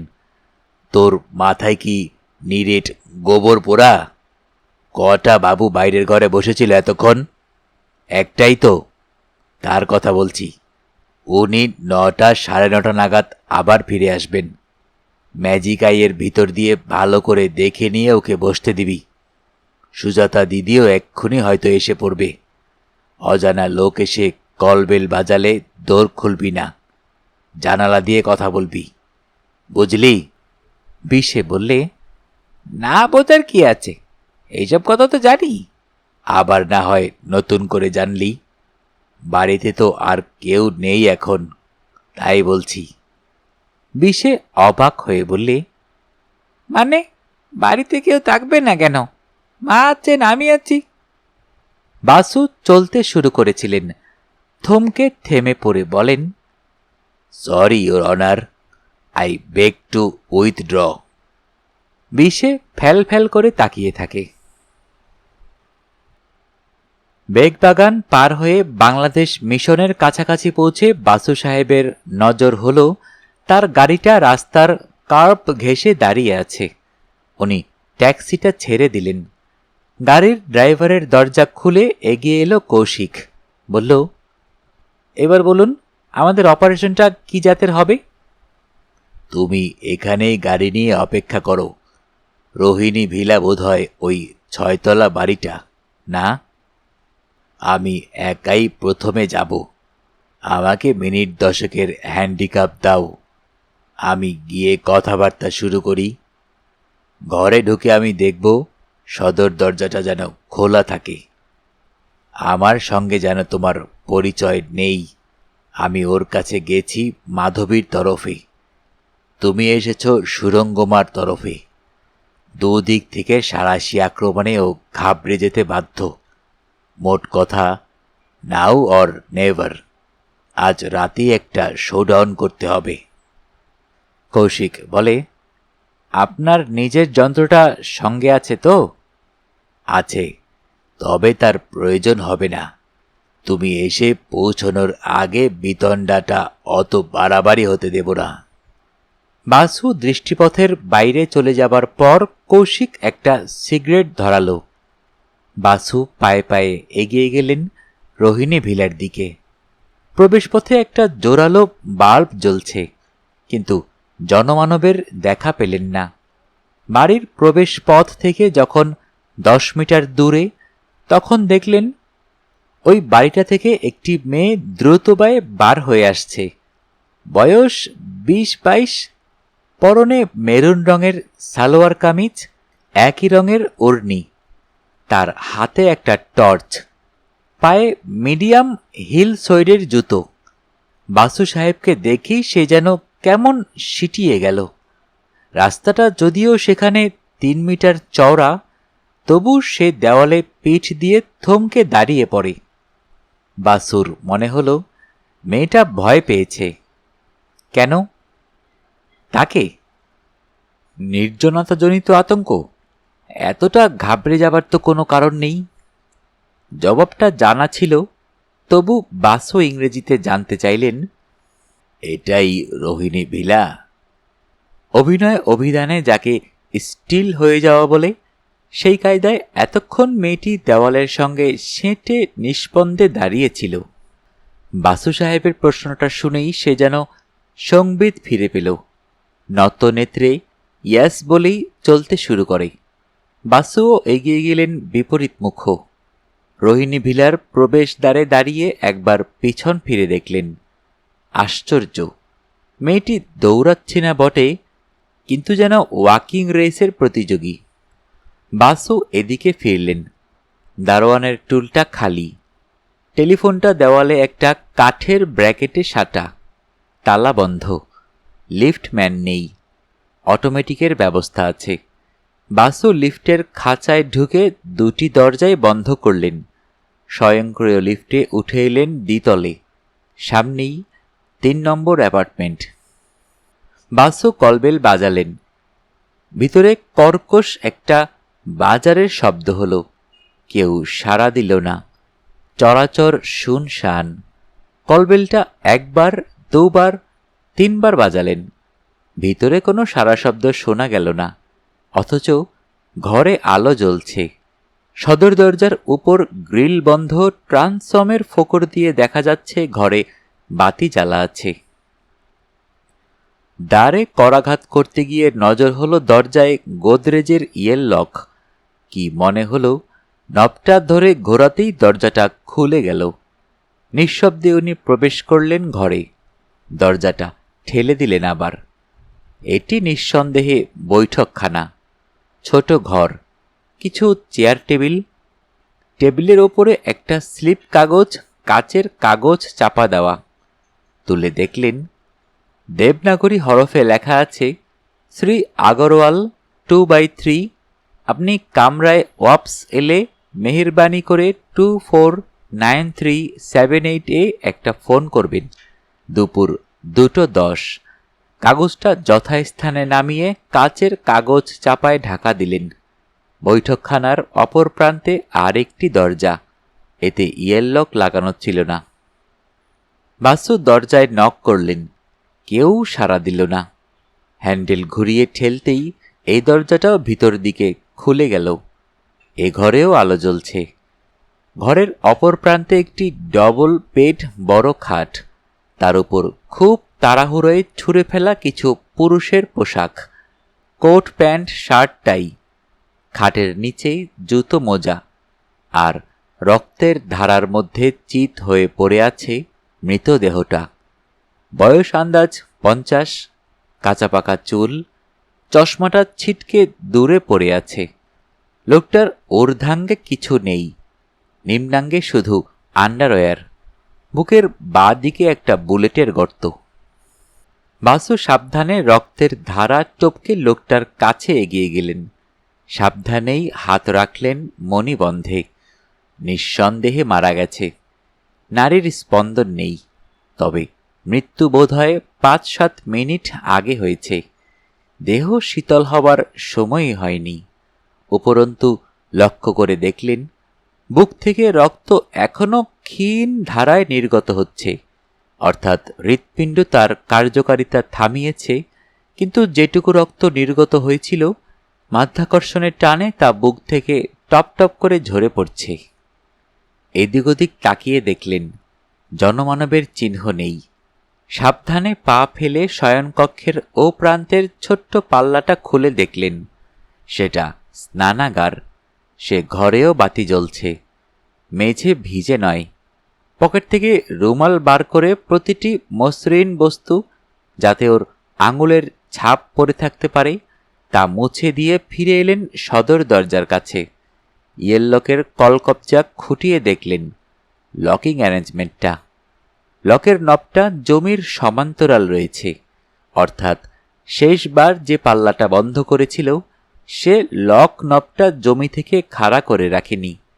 তার ফলে দরজাটা লক হয়নি, তালাবন্ধ হয়নি। সেই জন্যই বাসু সাহেব হাতল ঘুরিয়ে ঘরে ঢুকতে পেরেছিলেন। উনি রুমাল দিয়ে ভিতর থেকে হ্যান্ডেলের মসৃণ অংশটা মুছে দিলেন। একবার উকি মেরে দেখলেন বাইরের দিকে। করিডোর এবং সিঁড়ি জনমানব শূন্য। নিঃশব্দে দরজার বাইরে বার হয়ে এলেন। ঠিক তখনই লিফটটা চালু হলো। কেউ ওপরে উঠছে। কৌশিক নিশ্চয়ই নয়, কারণ তার 10 মিনিট পরে আসার কথা। এ অন্য লোক। মুহূর্ত মধ্যে সিদ্ধান্ত নিলেন। পাল্লাটা আবার খুলে লক নবটা জমির আলম্ব অবস্থায় রেখে আস্তে পাল্লাটা টেনে দিলেন। ক্লিক করে শব্দ হলো, অর্থাৎ দরজার ভিতর থেকে তালা পড়ে গেল। ঠিক তখনই লিফটটা এসে থামল ওই ফ্লোরে। লিফটের দরজা খুলে বার হয়ে এলো একজন পুলিশ সার্জেন্ট, তার সঙ্গে একজন মাঝবয়সী অ্যাংলো ইন্ডিয়ান ভদ্রমহিলা। পুলিশ সার্জেন্ট এর হেলমেটটা মেঝে ফুঁড়ে লিফটে উঠতে শুরু করা মাত্র বাসু পিছন ফিরেছিলেন। অনিশের দরজার সামনে দাঁড়িয়ে কলিং বেল বাজাতে থাকেন। চোখে দেখছেন না, কিন্তু ষষ্ঠ ইন্দ্রিয় দিয়ে অনুভব করছেন ওর ঠিক পিছনে নিঃশব্দে এসে দাঁড়িয়ে আছে সার্জেন্টটা। বাসু পিছন ফিরতেই সার্জেন্টের মুখোমুখি হলেন। সার্জেন্ট ওকে প্রশ্ন করে, কি হলো, ফিরে যাচ্ছেন? বাসু যেন এই প্রথম ওকে দেখলেন। ওকে আর পিছনে যে অ্যাংলো ইন্ডিয়ান ভদ্রমহিলা এসে দাঁড়িয়েছেন তাকে। বললেন, তাছাড়া কি করব, দরজাও খুলছে না, সাড়াও দিচ্ছে না, অথচ ওদিকে ভিতরে আলো জ্বলছে। সার্জেন্ট প্রশ্ন করে, কে থাকে এই অ্যাপার্টমেন্টে? অনিশ আগরওয়াল। অন্তত আমি সেই রকমই শুনেছি। আপনার পরিচিত? কেন এসেছিলেন ওর কাছে? না, আমার পরিচিত নয়। একটা প্রয়োজনে ঠিকানা সংগ্রহ করে দেখা করতে এসেছিলাম। এত কথা কেন জানতে চাইছেন বলুন তো? সার্জেন্ট মহিলাকে ইংরেজিতে প্রশ্ন করে, একে চেনেন? আগে কখনো রোহিণী ভিলায় বা অন্যত্র কোথাও দেখেছেন? প্রৌঢ়া নীরবে দুদিকে মাথা নাড়লেন। বাসু নিঃশব্দে হিপ পকেট থেকে তার ওয়ালেট বার করে একটি নামাঙ্কিত কার্ড পুলিশ অফিসারটিকে দিলেন। ও, আপনি ব্যারিস্টার পিকে বাসু? তাই বলুন, সেই জন্য এত চেনা চেনা লাগছিল। আদালতে আপনাকে দেখেছি। তা আপনি কতক্ষণ ধরে বেল বাজাচ্ছেন স্যার? তা মিনিট খানেক, অথবা 2 মিনিট হবে। কেন? কেন তা বলছি, তার আগে অনুগ্রহ করে বলুন, ওই 1.5-2 মিনিটের ভিতরে আপনি কি ভিতর থেকে কোনো শব্দ শুনেছেন? অথবা সন্দেহজনক কোনো কিছু কি নজরে পড়েছে আপনার? না। সন্দেহজনক কিসের কথা বলছেন? কিসের সন্দেহ? সার্জেন্ট বলল, এই ভদ্রমহিলার অ্যাপার্টমেন্ট ঠিক পাশেই। উনি বলছেন মিনিট 10 আগেই ফ্ল্যাট থেকে একটা ঝগড়া বা কথা কাটাকাটির আওয়াজ শুনেছেন। একজন পুরুষ, একজন মহিলা। তারপর হঠাৎ দ্রাম করে একটা দরজা বন্ধ হওয়ার শব্দ। ওর মনে হয়েছে শব্দটা এই ফ্ল্যাটের বাথরুম থেকে। সেটা ওর বাথরুমের লাগাও। একটি মহিলা ফিল্ম কন্ট্রাক্টের কথা কিছু বলছিল, বাংলা কথা। উনি অর্থ বোঝেননি, কিন্তু ফিল্ম কন্ট্রাক্টের কথা সে বলছিল। বেশ তো, তাতে কি হলো? ফিল্ম কন্ট্রাক্ট কথাটা তো অশ্লীল নয়, যে কেউ তা বলতে পারে। সার্জেন্ট সে কথায় কর্ণপাত না করে এক নিঃশ্বাসে বলে গেল, আর তারপরে উনি একটা ফায়ারিংয়ের শব্দ শুনেছেন। বাসু সবিস্ময়ে ইংরেজিতে বললেন, কি শুনেছেন? ফায়ারিংয়ের শব্দ? এই ফ্ল্যাট থেকে? প্রৌঢ়া কথোপকথনে যোগ দেন। আমার প্রথমে মনে হয়েছিল রাস্তায় কোনো গাড়ি ব্যাকফায়ার করেছে, তাই রাস্তার দিকে জানলার কাছে সরে গিয়ে নিচে ঝুঁকে দেখলাম। তখন ত্রিসীমানায় কোনো গাড়ি ছিল না। এবার আমার আশঙ্কা হলো ওটা তাহলে ফায়ারিংয়ের শব্দ। আশ্চর্যের কথা, ওই শব্দটা হবার সঙ্গে সঙ্গে ঝগড়াঝাটি আচমকা থেমে গেল। এ ফ্ল্যাটে সব শুনশান। আমার মনে হলো। সার্জেন্ট মাঝপথেই প্রশ্ন করে বসে, আপনার পাশের ফ্ল্যাটে কে থাকে তা আপনি জানেন না, এটি কি বিশ্বাসযোগ্য? ভদ্রমহিলা রুখে ওঠেন। লুকিয়ার সার্জেন্ট, একজন আইন সচেতন নাগরিক হিসেবে আমার মনে হয়েছিল আপনাকে ডেকে আনা আমার কর্তব্য, তাই জানলা দিয়ে রাস্তায় আপনাকে দেখতে পেয়ে ডেকে এনেছি। সেটা যদি আমার অন্যায় হয়ে থাকে। আবারও বাধা দিয়ে সার্জেন্ট বললে, আমাকে ভুল বুঝবেন না ম্যাডাম, আপনি আপনার কর্তব্যই করেছেন, সেজন্য আমরা কৃতজ্ঞ। আমি শুধু জিজ্ঞেস করছিলাম, এই পাশের ফ্ল্যাটে? কেন জানবো না? এই অ্যাপার্টমেন্টটা বোম্বাইয়ের একটা ফিল্ম কোম্পানি ভাড়া নিয়েছে। তারা যাকে চাবি দেয় সেই থাকে এই ফ্ল্যাটে। আজ টম তো কাল হ্যারি। আমি কাউকেই চিনি না। সার্জেন্ট নিজে কয়েকবার কলবেল বাজালো। দরজায় দমাদ্দম কিলও মারল। কোনো সারা শব্দ জাগল না। এমন সময় লিফটটা এসে ওই ল্যান্ডিংয়ে দাঁড়ালো। পুলিশ দেখে লিফটম্যান এগিয়ে এলো, বলল, ক্যা হুয়া সাব? সার্জেন্ট জানতে চাইল, কেয়ারটেকার কোথায় থাকে? তাকে খবর পাঠাও। এই ফ্ল্যাটের ডুপ্লিকেট চাবি আমার চাই। লিফটম্যান লিফট কূপের কাছে এগিয়ে গিয়ে নিচের দিকে মুখ করে হাঁকার পারে, দোবেজি, দুরন্ত উপর চলায়। নিচে থেকে প্রতিপ্রশ্ন হল, কেউ? मैं क्यों ऊपर जाऊं? तू नीचे आजा। বাসু সার্জেন্টকে বললেন, আমি তাহলে চলি। কোনো প্রয়োজন হলে আমার চেম্বারে ফোন করবেন। সার্জেন্ট রাজি হল। লিফটম্যানকে আদেশ দিল বাসু সাহেবকে নামিয়ে দিতে এবং ওই ফ্ল্যাটের ডুপ্লিকেট চাবি জোগাড় করে আনতে। নিচে এসে বাসু লক্ষ্য করলেন যে রোহিণী ভিলার প্রবেশ পথ থেকে বাংলাদেশ মিশনের সামনে রাখা ওর গাড়িটা দেখা যাচ্ছে না। দ্বিতীয়ত, রোহিণী ভিলা থেকে 2টি গলিপথ দুদিকে গেছে, একটি পার্ক সার্কাসের দিকে, একটি বেগবাগানের মোড়ের দিকে। দ্রুত পদচারণে বাসু এসে পৌঁছালেন নিজের গাড়ির কাছে। কাছ নামিয়ে কৌশিক বলল, কি হলো? অনিশ বাড়ি নেই? সে কথার জবাব না দিয়ে বাসু বলেন, আমি চলে যাবার পর ওদিক থেকে একটি মেয়েকে আসতে দেখেছ? খুব জোরে হেঁটে, বয়স 20 থেকে 25, সালোয়ার পাঞ্জাবি পরা, পায়ে সাদা জুতো, হাতে টর্চ। কৌশিক বললে, দেখেছি। একটা ফ্লাইং ট্যাক্সি ধরে বেগবাগানের দিকে চলে গেল। ট্যাক্সিটা ডাইনে মোড় নিয়েছিল, সার্কুলার রোড ধরে শিয়ালদার দিকে। বাসু বলেন, ঠিকই আন্দাজ করেছি, ফলো হার। কি বলছেন মামু? ওকে ফলো করব কি করে? সে তো 7-8 মিনিটের লিড নিয়েছে। এতক্ষণে পার্ক স্ট্রিটের মোড় পার হয়েছে। আহ, কেন তর্ক করছো? চিনতে পারোনি? ও হচ্ছে সুরঙ্গমা পাণ্ডে। ও বাড়ি গেছে নিশ্চয়ই। সোজা ওর ফ্ল্যাটের দিকে চলো। ইন্টালি বাজারে ওর ফ্ল্যাটের কাছাকাছি গাড়িটা রাখবে। বাড়িটা আমাকে চিনিয়ে দিয়ে তুমি অপেক্ষা করো। আমি একাই যাব সুরঙ্গমার মেজানাইন ফ্ল্যাটে।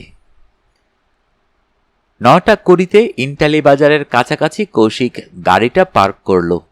বাসুকে চিনিয়ে দিল বাড়িটা। বাসু সিঁড়ি বেয়ে উঠে এলেন মেজানাইন ফ্লোরে। সিঁড়ির ল্যান্ডিংয়ে দাঁড়িয়ে ওই ফ্ল্যাটের কলবেল বাজালেন। ভিতরে একটা মিঠে বাজনার সুর শোনা গেল। তারপর দোরগোড়ায় নারী কণ্ঠের প্রশ্ন হল, কে? বাসু অম্লান বদনে বললেন, টেলিগ্রাম। একটু বিস্ময় মিশ্রিত প্রতিপ্রশ্ন হল, কার নামে? বাসু তোতলামে শুরু করলেন, মিস সুরাং। সিঁড়িতে আলো কম, ঠিক পড়া যাচ্ছে না। সাম মিস এস পান্ডে। এই দরজা না উপর তলায় যাব? ক্লিক করে অর্গল মোচনের শব্দ হলো। দরজার পাল্লাটা 10-15 সেন্টিমিটার ফাঁক হলো। একটা সুডৌল ফর্সা হাত বার হয়ে এলো। পিছন থেকে কথার জবাবও, এই ফ্লোরেই। দাও টেলিগ্রামটা, সই করে দিচ্ছি। বাসু হঠাৎ চাপ দিয়ে দরজাটা ঠেলে খুলে দিলেন। ভিতরে প্রবেশ করেই ঠেলে দরজাটা বন্ধ করে দিলেন। দুরন্ত বিস্ময়ে দুপা পিছিয়ে গেল মেয়েটি। তার পরনে শুধু একটা হাউস কোট। মনে হলো ভিতরে কিছু নেই। শাড়ি, সায়া, সেমিজ ব্রা। ওর চুলগুলো ভিজা। তোয়ালে দিয়ে বোধ করি এতক্ষণ মাথা মুছছিল। এখন প্রতিবর্তী প্রেরণায় সেই তোয়ালেটাই বুকে জড়িয়ে বলল, কে আপনি? How deer you?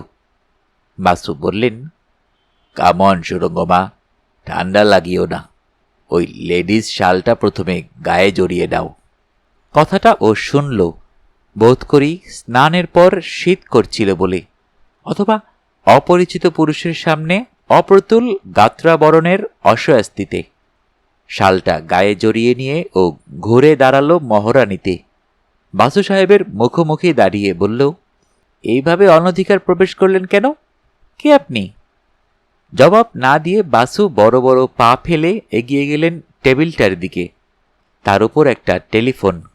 ঝুঁকে পড়ে জোরে জোরে তার নম্বরটা পড়ে শোনালেন, 249378। মেয়েটি ওকে ধাক্কা দিয়ে সরিয়ে দিল। ছিনিয়ে নিল টেলিফোনের কথামুখ অংশটা। সেটা বাগিয়ে ধরে বললে, এই মুহূর্তে আপনি ঘর ছেড়ে চলে না গেলে আমি ইন্টালি থানায় ফোন করব কিন্তু। আপনাকে ট্রেসপাসিং চার্জে। বাসু একটা চেয়ার টেনে নিয়ে জুত করে বসলেন। বললেন, করো, থানাও তোমাকে খুঁজছে। থানার সঙ্গে যোগাযোগ হলে ওরাই উল্টে জানতে চাইবে অনিশ আগরওয়াল তোমার অনুরোধ মতো রিং ব্যাক করেছিল কিনা। মেয়েটির সুর নামে, হাতটাও। বলে, কে অতীশ আগরওয়াল? অতীশ নয় সুরঙ্গমা, অনিশ, রোহিণী ভিলার। চিনতে পারছ না?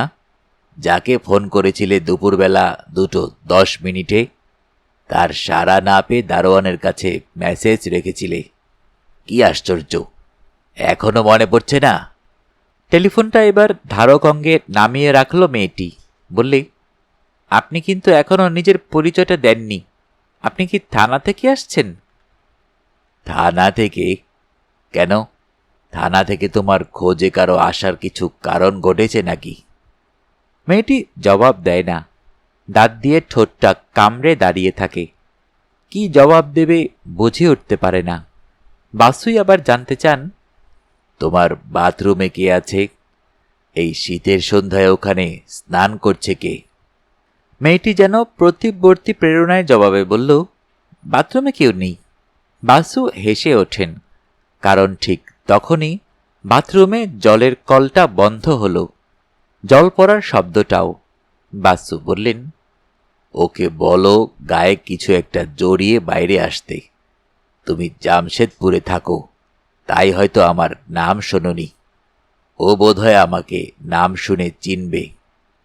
দরজা খোলার আগে ওকে জানিয়ে দাও পি.কে. বাসু ব্যারিস্টার এসেছেন ওর সঙ্গে দেখা করতে।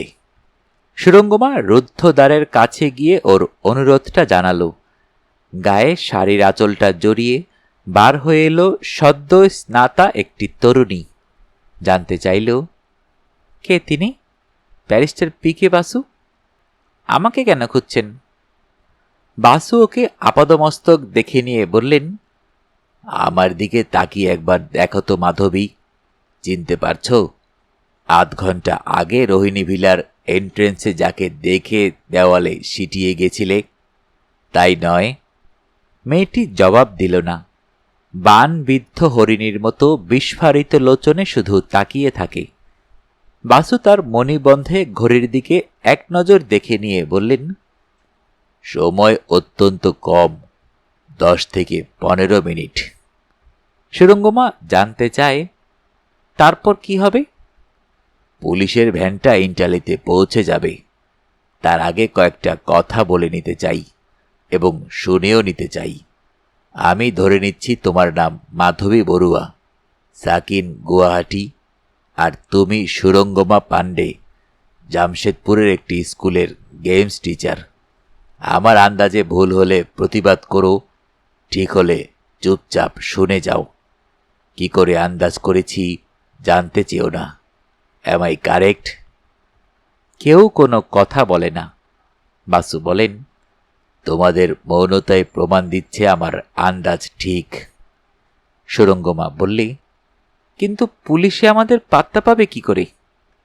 সহজেই, ঠিক যে পদ্ধতিতে আমি এখানে এসে পৌঁছেছি। তোমার টেলিফোন কলটা একটা সহজ সূত্র। শোনো মাধবী, তোমার স্বার্থ দেখবার জন্য মহাদেব জালান আমাকে রিটেইন করেছে।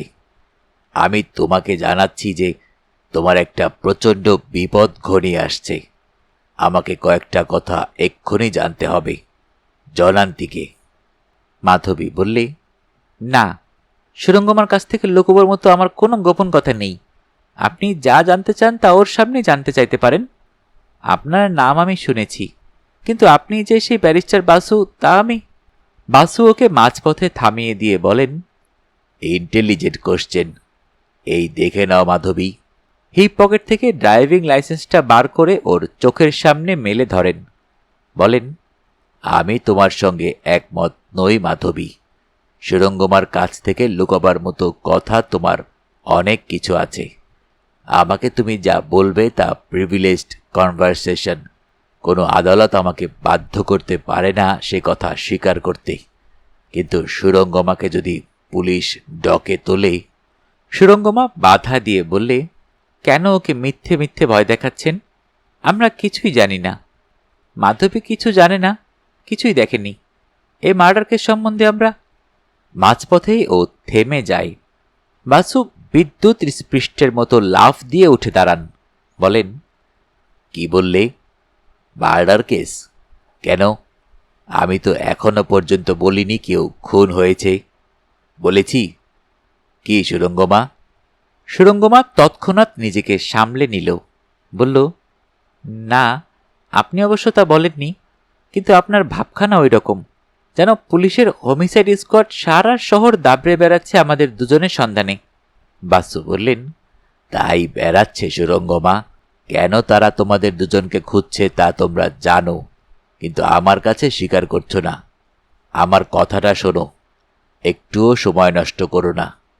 তোমাদের দুজনের কাছ থেকেই আমি কিছু তথ্য সংগ্রহ করে নিতে চাই, এখানে পুলিশ এসে পৌঁছানোর আগে।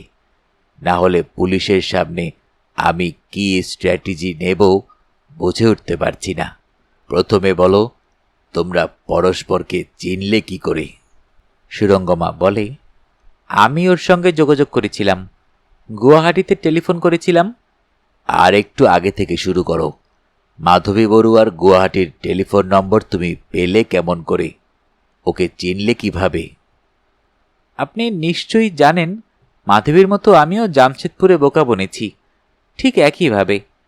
সেটা নভেম্বরের ফার্স্ট উইক। অনিশের সঙ্গে আমি বোম্বাই যাই তারকা হবার বাসনা নিয়ে। সেখানে গিয়ে টের পাই অনিশ কিভাবে আমাদের লেঙ্গি মেরেছে। মাধবী নিজে হাতে নিজের টাকা দিয়েছিল। আমার ক্ষেত্রে চিটেড হয়েছেন আমার বাবা। তাই বোম্বাই থেকে ট্রাঙ্কলে বাবাকে সব কথা জানাই। ফিরে আসি জামশেদপুরে। বাবার ইচ্ছে ছিল না, কিন্তু আমি একটা ফয়সালা করব বলে গোপনে অগ্রসর হলাম। প্রথমে ওই জামশেদপুরের একটি প্রাইভেট ইনভেস্টিগেটিং এজেন্সিকে নিয়োগ করি। তারা 2-3 দিনের মধ্যেই আমাকে জানিয়ে দিল যে অনিশ এভাবে একের পর এক নানা শহরে গিয়ে লোককে বোকা বানিয়ে টাকা কামাচ্ছে। মাধবী বড়ুয়ার নাম ঠিকানা আর টেলিফোন নম্বর তারাই আমাকে সরবরাহ করে। আমি তখন মাধবীকে গুয়াহাটিতে একটা এসটিডি টেলিফোন করি, তাকে সব কথা খুলে বলি আর চলে আসতে বলি কলকাতায়। কারণ ইতিমধ্যে ওই গোয়েন্দা সংস্থা অনিশের কলকাতার ঠিকানাটাও আমাকে সরবরাহ করেছিল। মাধবীকে এই মেজানাইন ফ্লোরের ঘরে উঠতে বলি। আমার মনে হয়েছিল যে আমরা দুজনে যদি অনিশকে একসঙ্গে আক্রমণ করি, তখনও বলবার অবকাশ পাবে না যে এটা ওর অজ্ঞাতসারে অ্যাক্সিডেন্টলি হয়েছে। তাকে স্বীকার করতেই হবে যে এটা ডেলিভারেট র্যাকেটিয়ারিং, সুপরিকল্পিত জুয়াচুরি। বাসু বললেন, বুঝলাম। সেই জন্যই কি মাধবী আজ রাত 8:45 নাগাদ রোহিণী ভিলায় গিয়েছিলে? মাধবী স্বীকার করল। বাসু বললেন, কিন্তু তোমাদের তো একযোগে সাঁড়াশি আক্রমণ করার কথা ছিল, তুমি একলা গেলে কেন? মাধবী কিছু একটা জবাব দিতে যাচ্ছিল, কিন্তু তার মুখের কথা কেড়ে নিয়ে সুরঙ্গমা বললে, সেরকমই কথা ছিল বটে, কিন্তু আজ আমার একটা থিয়েটারের টিকিট কাটা ছিল বলে ও একাই গিয়েছিল। বাসু সুরঙ্গমার দিকে ফিরে বললেন, ওর হয়ে তোমাকে জবাবদিহি করতে হবে না মিস পান্ডে। ওকে যা জিজ্ঞেস করছি তার জবাব মাধবীকেই দিতে দাও। তারপর তোমার সঙ্গে কথাবার্তা হবে, কেমন? তা মাধবী, তোমার সঙ্গে অনিশের আজ কি কথা হলো? আমি ঢুকতেই পারলাম না ওর অ্যাপার্টমেন্টে। দরজা ভিতর থেকে বন্ধ ছিল। অনেকবার কলবেল বাজালাম, কেউ সাড়া দিল না, অথচ ভিতরে ইলেকট্রিক বাতি জ্বলছিল। ভিতরে কোনো শব্দ শোনোনি? কোনো ঝগড়া বা তর্কাতর্কি? দ্রাম করে দরজা বন্ধ হয়ে যাবার শব্দ? অথবা ফায়ারিংয়ের? সুরঙ্গমা একটু চমকে উঠে বলল, কি বললেন? ফায়ারিং? বাসু ধমকে ওঠেন, প্লিজ কিপ কোয়াইট, এটা স্টেজ নয়। মাধবী নিঃশব্দে ডাইনে বায়ে মাথা নাড়ল, নেতিবাচক ভঙ্গিতে। তুমি বলতে চাইছো যে তুমি ঘরের ভিতর আদৌ ঢোকোনি? আগে হ্যাঁ, তাই তো ক্রমাগত বলে চলেছি। ঘরে ঢুকতে না পেরে সিঁড়ি বেয়ে নেমে আসি, আর তখনই আপনার মুখোমুখি পড়ে যাই। তাহলে আমাকে দেখে তুমি অত ঘাবড়ে গেলে কেন? ঘাবড়াইনি তো। ও, ঘাবড়াওনি? তবে বোধহয় আমারই দৃষ্টিভ্রম। সেক্ষেত্রে তোমার জামা কাপড় বা জুতোয় রক্ত লাগলো কি করে? রক্ত? আমার জামা কাপড়ে? কি বলছেন? কই না তো। বাসু সুরঙ্গমার দিকে ফিরে বললেন, তোমার বাথরুমে গিজার আছে? অথবা ইমার্শন হিটার? না, এ কথা কেন? তাহলে কি কারণে এই জানুয়ারির সন্ধ্যায় তোমাদের দুজনকেই ঠান্ডা জলে স্নান করতে হলো, সেটাই আমাকে বুঝিয়ে বলো। দুজনের মুখে কথা ফোটে না, পরস্পরের দিকে তাকায়। বাসু এদিকে ফিরে বলেন, অল রাইট, রাত 8টা থেকে 9টা তুমি কোথায় ছিলে সুরঙ্গমা? রবীন্দ্র সদনের পাশে একাডেমি হলে আমার এক কাজিনের সঙ্গে থিয়েটার দেখছিলাম। শো ভাঙল রাত 8:40। তারপর আমার সেই কাজিন তার নিজের গাড়িতে আমাকে পৌঁছে দিয়ে গেল। কি থিয়েটার দেখলে তোমরা? মনোজ মিত্রের অলকানন্দার পুত্রকন্যা। আই সি, তোমার দাদার গাড়ি আছে শুনলাম। যেহেতু নিজের গাড়িতে পৌঁছে দিল। কি করে সে? আর্কিটেক্ট, নিজেরই ব্যবসা আছে, দোতলায় থাকে, একতলায় অফিস। বিবাহিত? হ্যাঁ, কেন বলুন তো? বউ বুঝি থিয়েটার দেখতে ভালোবাসে না? না, তা কেন? বউ আছে নার্সিং হোমে, তার বাচ্চা হয়েছে। বাহ, তোমার দাদা তো বেশ কাজের ছেলে। বউ নার্সিং হোমে আর সে কাজিন সিস্টারকে নিয়ে থিয়েটার দেখে বেড়াচ্ছে। সন্ধ্যায় ভিজিটিং আওয়ার্সে বউয়ের কাছে যায় না? যাবে না কেন? আজ যায়নি। ওকে কি এখন টেলিফোনে পাওয়া যাবে? কি নাম? যাবে, যদি এখান থেকে সোজা বাড়িতে গিয়ে থাকে। ওর নাম রামলগন ভার্গব।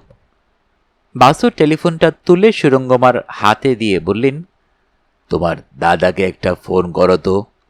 লাইনে রিংিং টোন হলেই আমাকে দেবে, দাদার সঙ্গে কথা বলবে না, বুঝলে? সুরঙ্গমা আদেশ পালন করল। ম্যানিকিওর করা আঙ্গুলে ৬-৭টা নম্বর ডায়াল করল। রিংিং টোন হতেই যন্ত্রটা বাড়িয়ে ধরল বাসু সাহেবের দিকে।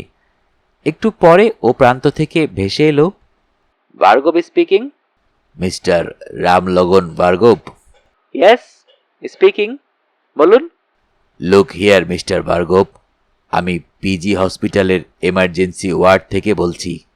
একটা দুঃসংবাদ আছে, মনটাকে শক্ত করুন। Yes, fire.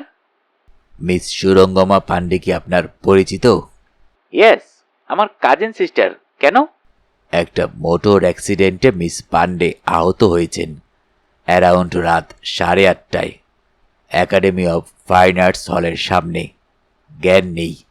ওর ব্যাগের নোট বইতে আপনার টেলিফোন নাম্বার। বাসু সাহেবের কথাটা শেষ হলো না, তার আগেই ভার্গব ধমকে ওঠে, হোয়াটস অল দিস রাবিশ? আপনি কে মশাই? অ্যাবাউট 8:30টায় সুরো আর আমি একাডেমিতে বসে থিয়েটার দেখছিলাম। তারপর শো ভাঙার পর ওকে ইন্টালির বাসায় যখন নামিয়ে দিই তখন 9:05-7 হবে, অথচ আপনি।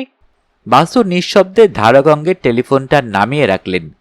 মাধবীর দিকে ফিরে বললেন, অঙ্কটা যে মিলছে না মাধবী।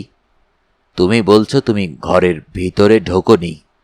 সুরঙ্গমার পাক্কা এলিবাই আছে। রাত 8:30টায় সে দাদার সঙ্গে থিয়েটার দেখছে, অথচ আমি যে নিশ্চিতভাবে জানি রাত 8টা থেকে 8:30টার মধ্যে তোমাদের দুজনের মধ্যে অন্তত একজন ও ঘরে ছিলে। সুরঙ্গমা বললে, আমাদের দুজনের মধ্যে একজন? তা তো নাও হতে পারে, কোনো থার্ড মহিলা। না, সে মেয়েটির সঙ্গে অনিশের ঝগড়া হচ্ছিল। ঝগড়ার সময় সেই মেয়েটি ফিল্ম কন্ট্রাক্ট কথাটা বলেছিল, সুতরাং তৃতীয় কোনো মহিলার প্রশ্ন উঠছে না।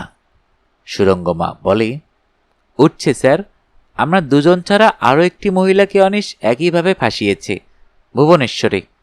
ওড়িয়া নয়, মেয়েটি বাঙালি, তার নাম সুজাতা মিত্র। আমি তাকে রোহিণী ভিলার ঠিকানা দিয়েছিলাম, কিন্তু বারণ করেছিলাম যেন আজ রাতে সে রোহিণী ভিলায় না যায়, কারণ আজ সন্ধ্যায় মাধবী ওর সঙ্গে একটা অ্যাপয়েন্টমেন্ট করেছিল। ইনফ্যাক্ট রামদা থিয়েটারের টিকিটটা না কেটে ফেললে হয়তো আমরা দুজন একসঙ্গেই যেতাম। ঠিক তখনই ঘরের টেলিফোনটা বেজে উঠল। সুরঙ্গমা সেটা তুলে নিয়ে আত্মঘোষণা করতেই ও প্রান্ত থেকে যেন টাইফুন ধেয়ে এলো। সুরঙ্গমা বলে, তা আমার উপর তরপাচ্ছ কেন? ও নিশ্চয়ই তোমার কোনো বন্ধু টন্ধু প্র্যাকটিক্যাল যোগ করেছে। নিশ্চয়ই। খুব অন্যায় কথা। বন্ধুকে লোকেট করতে পারলে ধমকে দিও। না না, আমি আর বাড়ি ছেড়ে বার হইনি। তুমি নামিয়ে দিয়ে গেছো, তা মিনিট কুড়ি হবে, তাই নয়? মোটর অ্যাক্সিডেন্ট হবে কি করে? হয়তো তুমি কান শুনতে ধান শুনেছ। কি? অলরাইট, অলরাইট, বেশ তো, মেনে নিচ্ছি, ঠিকই শুনেছ। এ তোমার কোনো থার্ড ক্লাস ইয়ার দোস্ত। Good night. টেলিফোনটা নামিয়ে রেখে বাসু সাহেবের দিকে ফিরে বলে, রামদা। বাসু তা আগেই বুঝেছেন। তিনি মাধবীর দিকে ফিরে বলেন, ডক্টর বরগোহাই কলকাতা এসেছেন, তা জানো? মাধবী চমকে ওঠে, বলে, আপনি তাকে কি করে চিনলেন? বাসু ধমকে ওঠেন, প্লিজ ডোন্ট কাউন্টার কোশ্চেন। যা জানতে চাইছি চটপট করে জবাব দাও, সময় খুব কম। এখনই হোমিসাইড স্কোয়াড থেকে টেলিফোন এসে যেতে পারে। বলো, বরগোহাই যে কলকাতায় এসেছে তা তুমি জানো? মাধবী সম্মতিসূচক গ্রীবা ভঙ্গি করে। ও কোথায় উঠেছে তা জানো? জানি, পথিক হোটেলে। গুয়াহাটি থেকে রওনা হবার আগে আমি ডক্টর বরগোহাইকে এই ইন্টালি অ্যাপার্টমেন্টের ঠিকানা আর টেলিফোন নম্বর দিয়ে এসেছিলাম, প্রয়োজনে ফোন করতে বা চিঠি লিখতে। অর্থাৎ তুমি তাকে কলকাতায় আসতে বলনি? নিশ্চয়ই নয়, সে নিজের কাছে কলকাতায় এসেছে। ও, নিজের কাজে? কি কাজ তা জানো না বোধ করি। আমি কেমন করে জানব? বটেই তো, সে কলকাতায় আসার পর তোমাদের দেখা সাক্ষাৎ হয়েছে? এবার একটু দেরি হলো জবাবটা দিতে। শেষে মাধবী বলল, না, দেখা সাক্ষাৎ হয়নি, শুধু টেলিফোনে কথা হয়েছে। বাসু বলেন, আই সি। ডক্টর বরগোহাই আমার সঙ্গে আজ দেখা করতে এসেছিলেন। বললেন তিনি তোমার ঠিকানা খুঁজছেন। এবার বলো, কে মিথ্যা কথা বলছে? তুমি না বরগোহাই? তোমার ঠিকানা যদি জানাই থাকবে, তাহলে তিনি কেন আমাকে ও কথা বললেন? আমি জানি না। সুরঙ্গমা হঠাৎ বলে ওঠে, আমি আন্দাজ করতে পারি। ডক্টর বরগোহাই হয়তো জানতে গিয়েছিলেন আপনি মাধবীর পাত্তা পেয়েছেন কিনা। বাসু আবার ওকে থামিয়ে দেন। Please don't interrupt me miss Pandey. যার কাছে যা জানতে চাইছি একমাত্র সেই তার জবাব দেবে। ওয়েল মাধবী, ডক্টর বরগোহাই যখন আমার সঙ্গে দেখা করতে এসেছিলেন, তখন তিনি একটা প্রাইভেট গাড়ি ড্রাইভ করে এসেছিলেন। গুয়াহাটি থেকে বাই রোড কেউ একা কলকাতায় আসে না। গাড়িটা কার? না, ও প্লেনে এসেছে। গাড়িটা কলকাতায় এসে ভাড়া নিয়েছে, রেন্টাকার মানে একটা এজেন্সি থেকে। ভাড়া নেওয়া গাড়ি? আমার তো তা মনে হলো না। কি রঙের গাড়ি বলো তো? সাদা অ্যাম্বাসেডার। কেন, আপনার কেন মনে হলো ওটা রেন্টে কারের এজেন্সির নয়? বাসু এতক্ষণে পাইপ পাউচ বার করলেন, বললেন, আমার ড্রাইভিং লাইসেন্স দেখতে চাওয়ায় তোমাকে বুদ্ধিমতী মনে হয়েছিল, আসলে তুমি ততটা নও। মাধবী জবাব দেয় না, জিজ্ঞাসু নেত্রে তাকিয়ে থাকে। পাইপটা ধরিয়ে বাসু বললেন, এবার আমাকে বুঝিয়ে বলো তো মাধবী, কলকাতায় আসার পর তোমার সঙ্গে যদি বরগোহাইয়ের দেখা সাক্ষাৎ না হয়ে থাকে, তাহলে তুমি কেমন করে জানলে ওর ভাড়া করা গাড়িটার রং স্কাই ব্লু বা কালো রঙের নয়, সাদা অ্যাম্বাসেডার? তথ্যটা কি বরগোহাই তোমাকে টেলিফোনে জানিয়েছিল? মাধবী লজ্জা পায়, জবাব দেয় না। সুরঙ্গমা আবার ফোড়ন কাটে। আপনি আমাদের দুজনকে এইভাবে জেরা করছেন কেন বলুন তো? অঙ্কটা যে মিলছে না।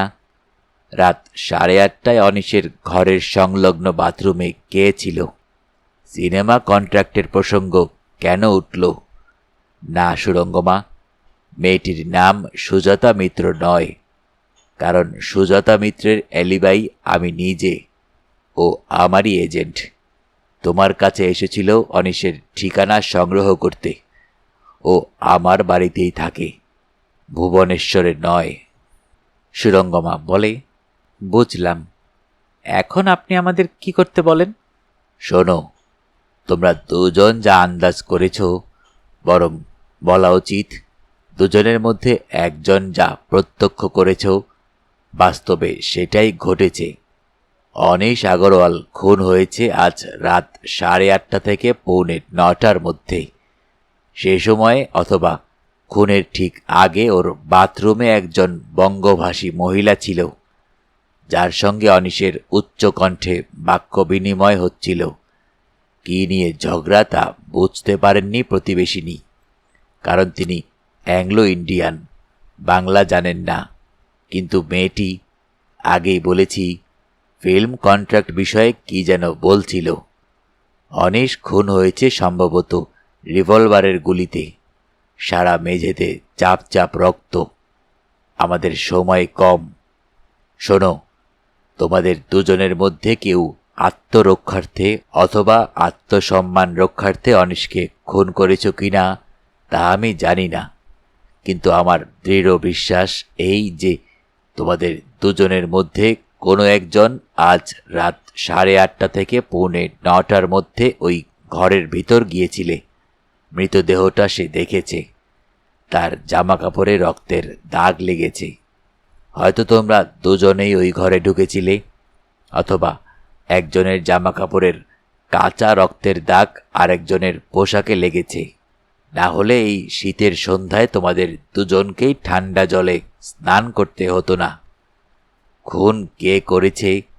না না, তোমরা আমাকে বাধা দিও না, সময় খুব কম। আমার যা বলার আছে তা আমাকে বলতে দাও। প্রথম কথা, সুরঙ্গমা, আমি জানি না জামশেদপুর থেকে তুমি কোনো রিভলভার সঙ্গে করে এনেছিলে কিনা। তোমার বাবা শুনেছি স্টিল অথরিটির একজন উচ্চপদস্থ অফিসার, তার নিজস্ব রিভলভার থাকা সম্ভব। আছে, তাই নয়? আছে, কিন্তু আমি তা নো সুরঙ্গমা, যেটুকু জানতে চাইছি তার বেশি আমাকে কিচ্ছু বলবে না। বেনি চাইলে স্রেফ বেনি, নট উইথ মাথা। বুঝলে না? তুমি আমার মক্কেল নও, তবে এইটুকু আমি বলতে পারি, লিসেন কেয়ারফুলি।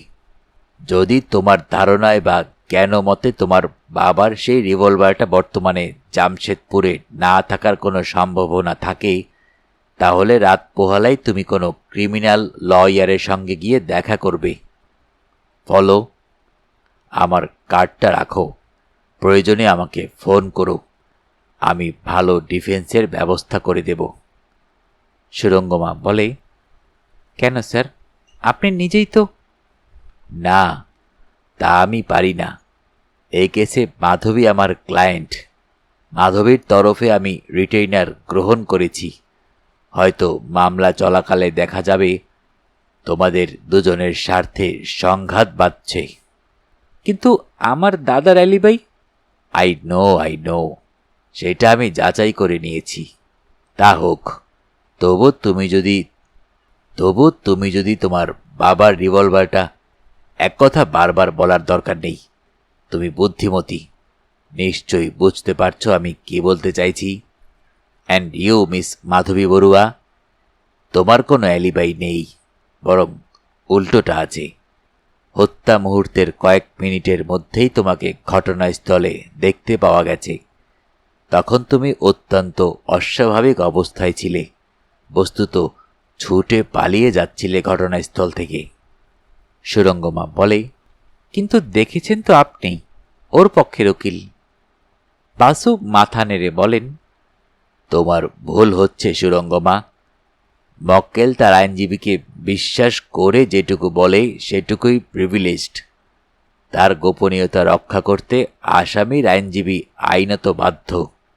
কিন্তু তাই বলে কোনো কোর্ট অফিসার, তিনি যে পক্ষেই থাকুন, তার জ্ঞানমতে প্রত্যক্ষ করা কোনো ঘটনার কথা গোপন করতে পারেন না।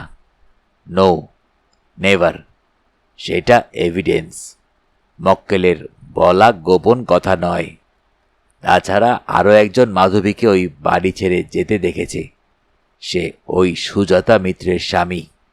মুশকিল হচ্ছে এই যে এই টেলিফোনের একটা এক্সটেনশন আছে, না হলে তোমাকে পরামর্শ দিতাম ক্র্যাডল থেকে টেলিফোনের মাউথ পিসটা নামিয়ে রাখতে। সুরঙ্গমা জানতে চায়, কেন স্যার? অনিশের ঘরের দারোয়ানের পাঠানো ওই স্লিপটা পুলিশের হস্তগত হলেই ওরা এখানে ফোন করবে। তুমি এটা ডেট করে রাখলেও গৃহস্বামীর ঘরে টেলিফোন বাজবে। তিনি লোক পাঠিয়ে তোমাকে বলবেন টেলিফোনে কথা বলতে, বিশেষ যদি থানা থেকে টেলিফোনটা আসে।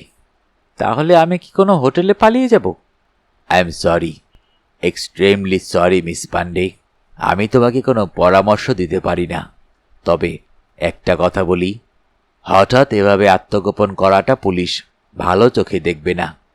সিদ্ধান্তটা তোমাকেই নিতে হবে। তোমার অ্যালিবাই আছে। তোমার বাবার রিভলভারটা যদি জামশেদপুরে থাকে, তাহলে তোমার ঘাবড়াবার কি আছে? বাট ইউ মাধবী, তোমার কোনো অ্যালিবাই নেই। তুমি 5 মিনিটের ভিতর তোমার সুটকেসে সবকিছু গুছিয়ে নাও। নিচে আমার গাড়ি আছে। তোমাকে কোনো হোটেলে চেক ইন করিয়ে আমি বাড়ি যাব। তুমি সেই হোটেল ছেড়ে একদম বার হবে না যতক্ষণ না আমি পারমিশন দিচ্ছি। নিজে থেকে বরগোহাই বা সুরঙ্গমার সঙ্গে টেলিফোনে যোগাযোগ করবে না। দিন 2 শুয়ে শুয়ে টিভি দেখবে বা বই পড়বে। বুঝলে? পুলিশ তোমাকে খুঁজবে, কারণ সুরঙ্গমার বজ্র বাঁধুনি অ্যালিবাই আছে, তোমার তা নেই। নাও লুক হিয়ার মাধবী, আমি তোমাকে সুরঙ্গমার সামনে জিজ্ঞেস করছি না যে তুমি গুয়াহাটি থেকে কোনো রিভলভার সঙ্গে করে নিয়ে এসেছো কিনা, অথবা সেলফ ডিফেন্স, আত্মরক্ষার্থে বা আত্মসম্মান রক্ষার্থে তুমি অনিশকে গুলি করেছ কিনা। মাধবী দৃঢ়স্বরে বলল, দুটো প্রশ্নের একই জবাব, না। আমি শুনিনি। কোনো তৃতীয় ব্যক্তির উপস্থিতিতে আমি ও জাতীয় প্রশ্ন মক্কেলকে জিজ্ঞেস করতেই পারি না। যা বলছি করো। তুমি 5 মিনিটের ভিতর তৈরি হয়ে নাও। ঠিক তখনই ঝনঝন করে বেজে উঠল টেলিফোনটা। সুরঙ্গমা তুলে নিয়ে কথা মুখে বলল, হ্যালো, কে? Lalbazar homicide section? ইয়েস, বলুন। আমার নাম সুরঙ্গমা পান্ডে। হ্যাঁ, এই ঘরেই থাকি। হ্যাঁ হ্যাঁ, এটা আমারই টেলিফোন আপাতত।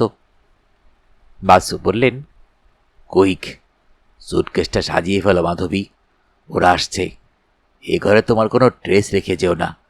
বাথরুমে তোমার কোনো ভিজে জামা কাপড় থাকলে তা প্লাস্টিকে জড়িয়ে তুলে নাও। এই চটি পরেই চলো। সেই সোয়েডের সাদা জুতো জোড়া কাগজে জড়িয়ে। কোন সাদা জুতো? কেন তর্ক করছো? যেটা পরে রোহিণী বিলে গেছিলে। আমার কোনো সাদা জুতো নেই। অলরাইট, আমারই দৃষ্টি বিভ্রম। মোট কথা, তোমার যা যা আছে সবই তুলে নাও। মাধবী সুটকেসটা টেনে নিয়ে গুছোতে বসল। ইতিমধ্যে সুরঙ্গমা টেলিফোনটা ক্র্যাডেলে নামিয়ে রেখেছে। বললে, ডিসিশনটা আমাকে আর নিতে হলো না। আমাকে এখানেই থাকতে হবে আপাতত, ওরা আসছে। বাসু একটু ইতস্তত করে বললেন, একটা জরুরি কথা বলি, মন দিয়ে শোনো, বুঝে জবাব দাও। তুমি কি একটা ছোট হাত ব্যাগে তোমার কোনো দামি জিনিসটার নাম উচ্চারণ না করে আমার কাছে গচ্ছিত রাখতে চাও? সুরঙ্গমা পূর্ণ দৃষ্টিতে ওর দিকে তাকিয়ে বলল, বাবার রিভলভারটা আমি জামশেদপুর থেকে আনিনি মিস্টার বাসু।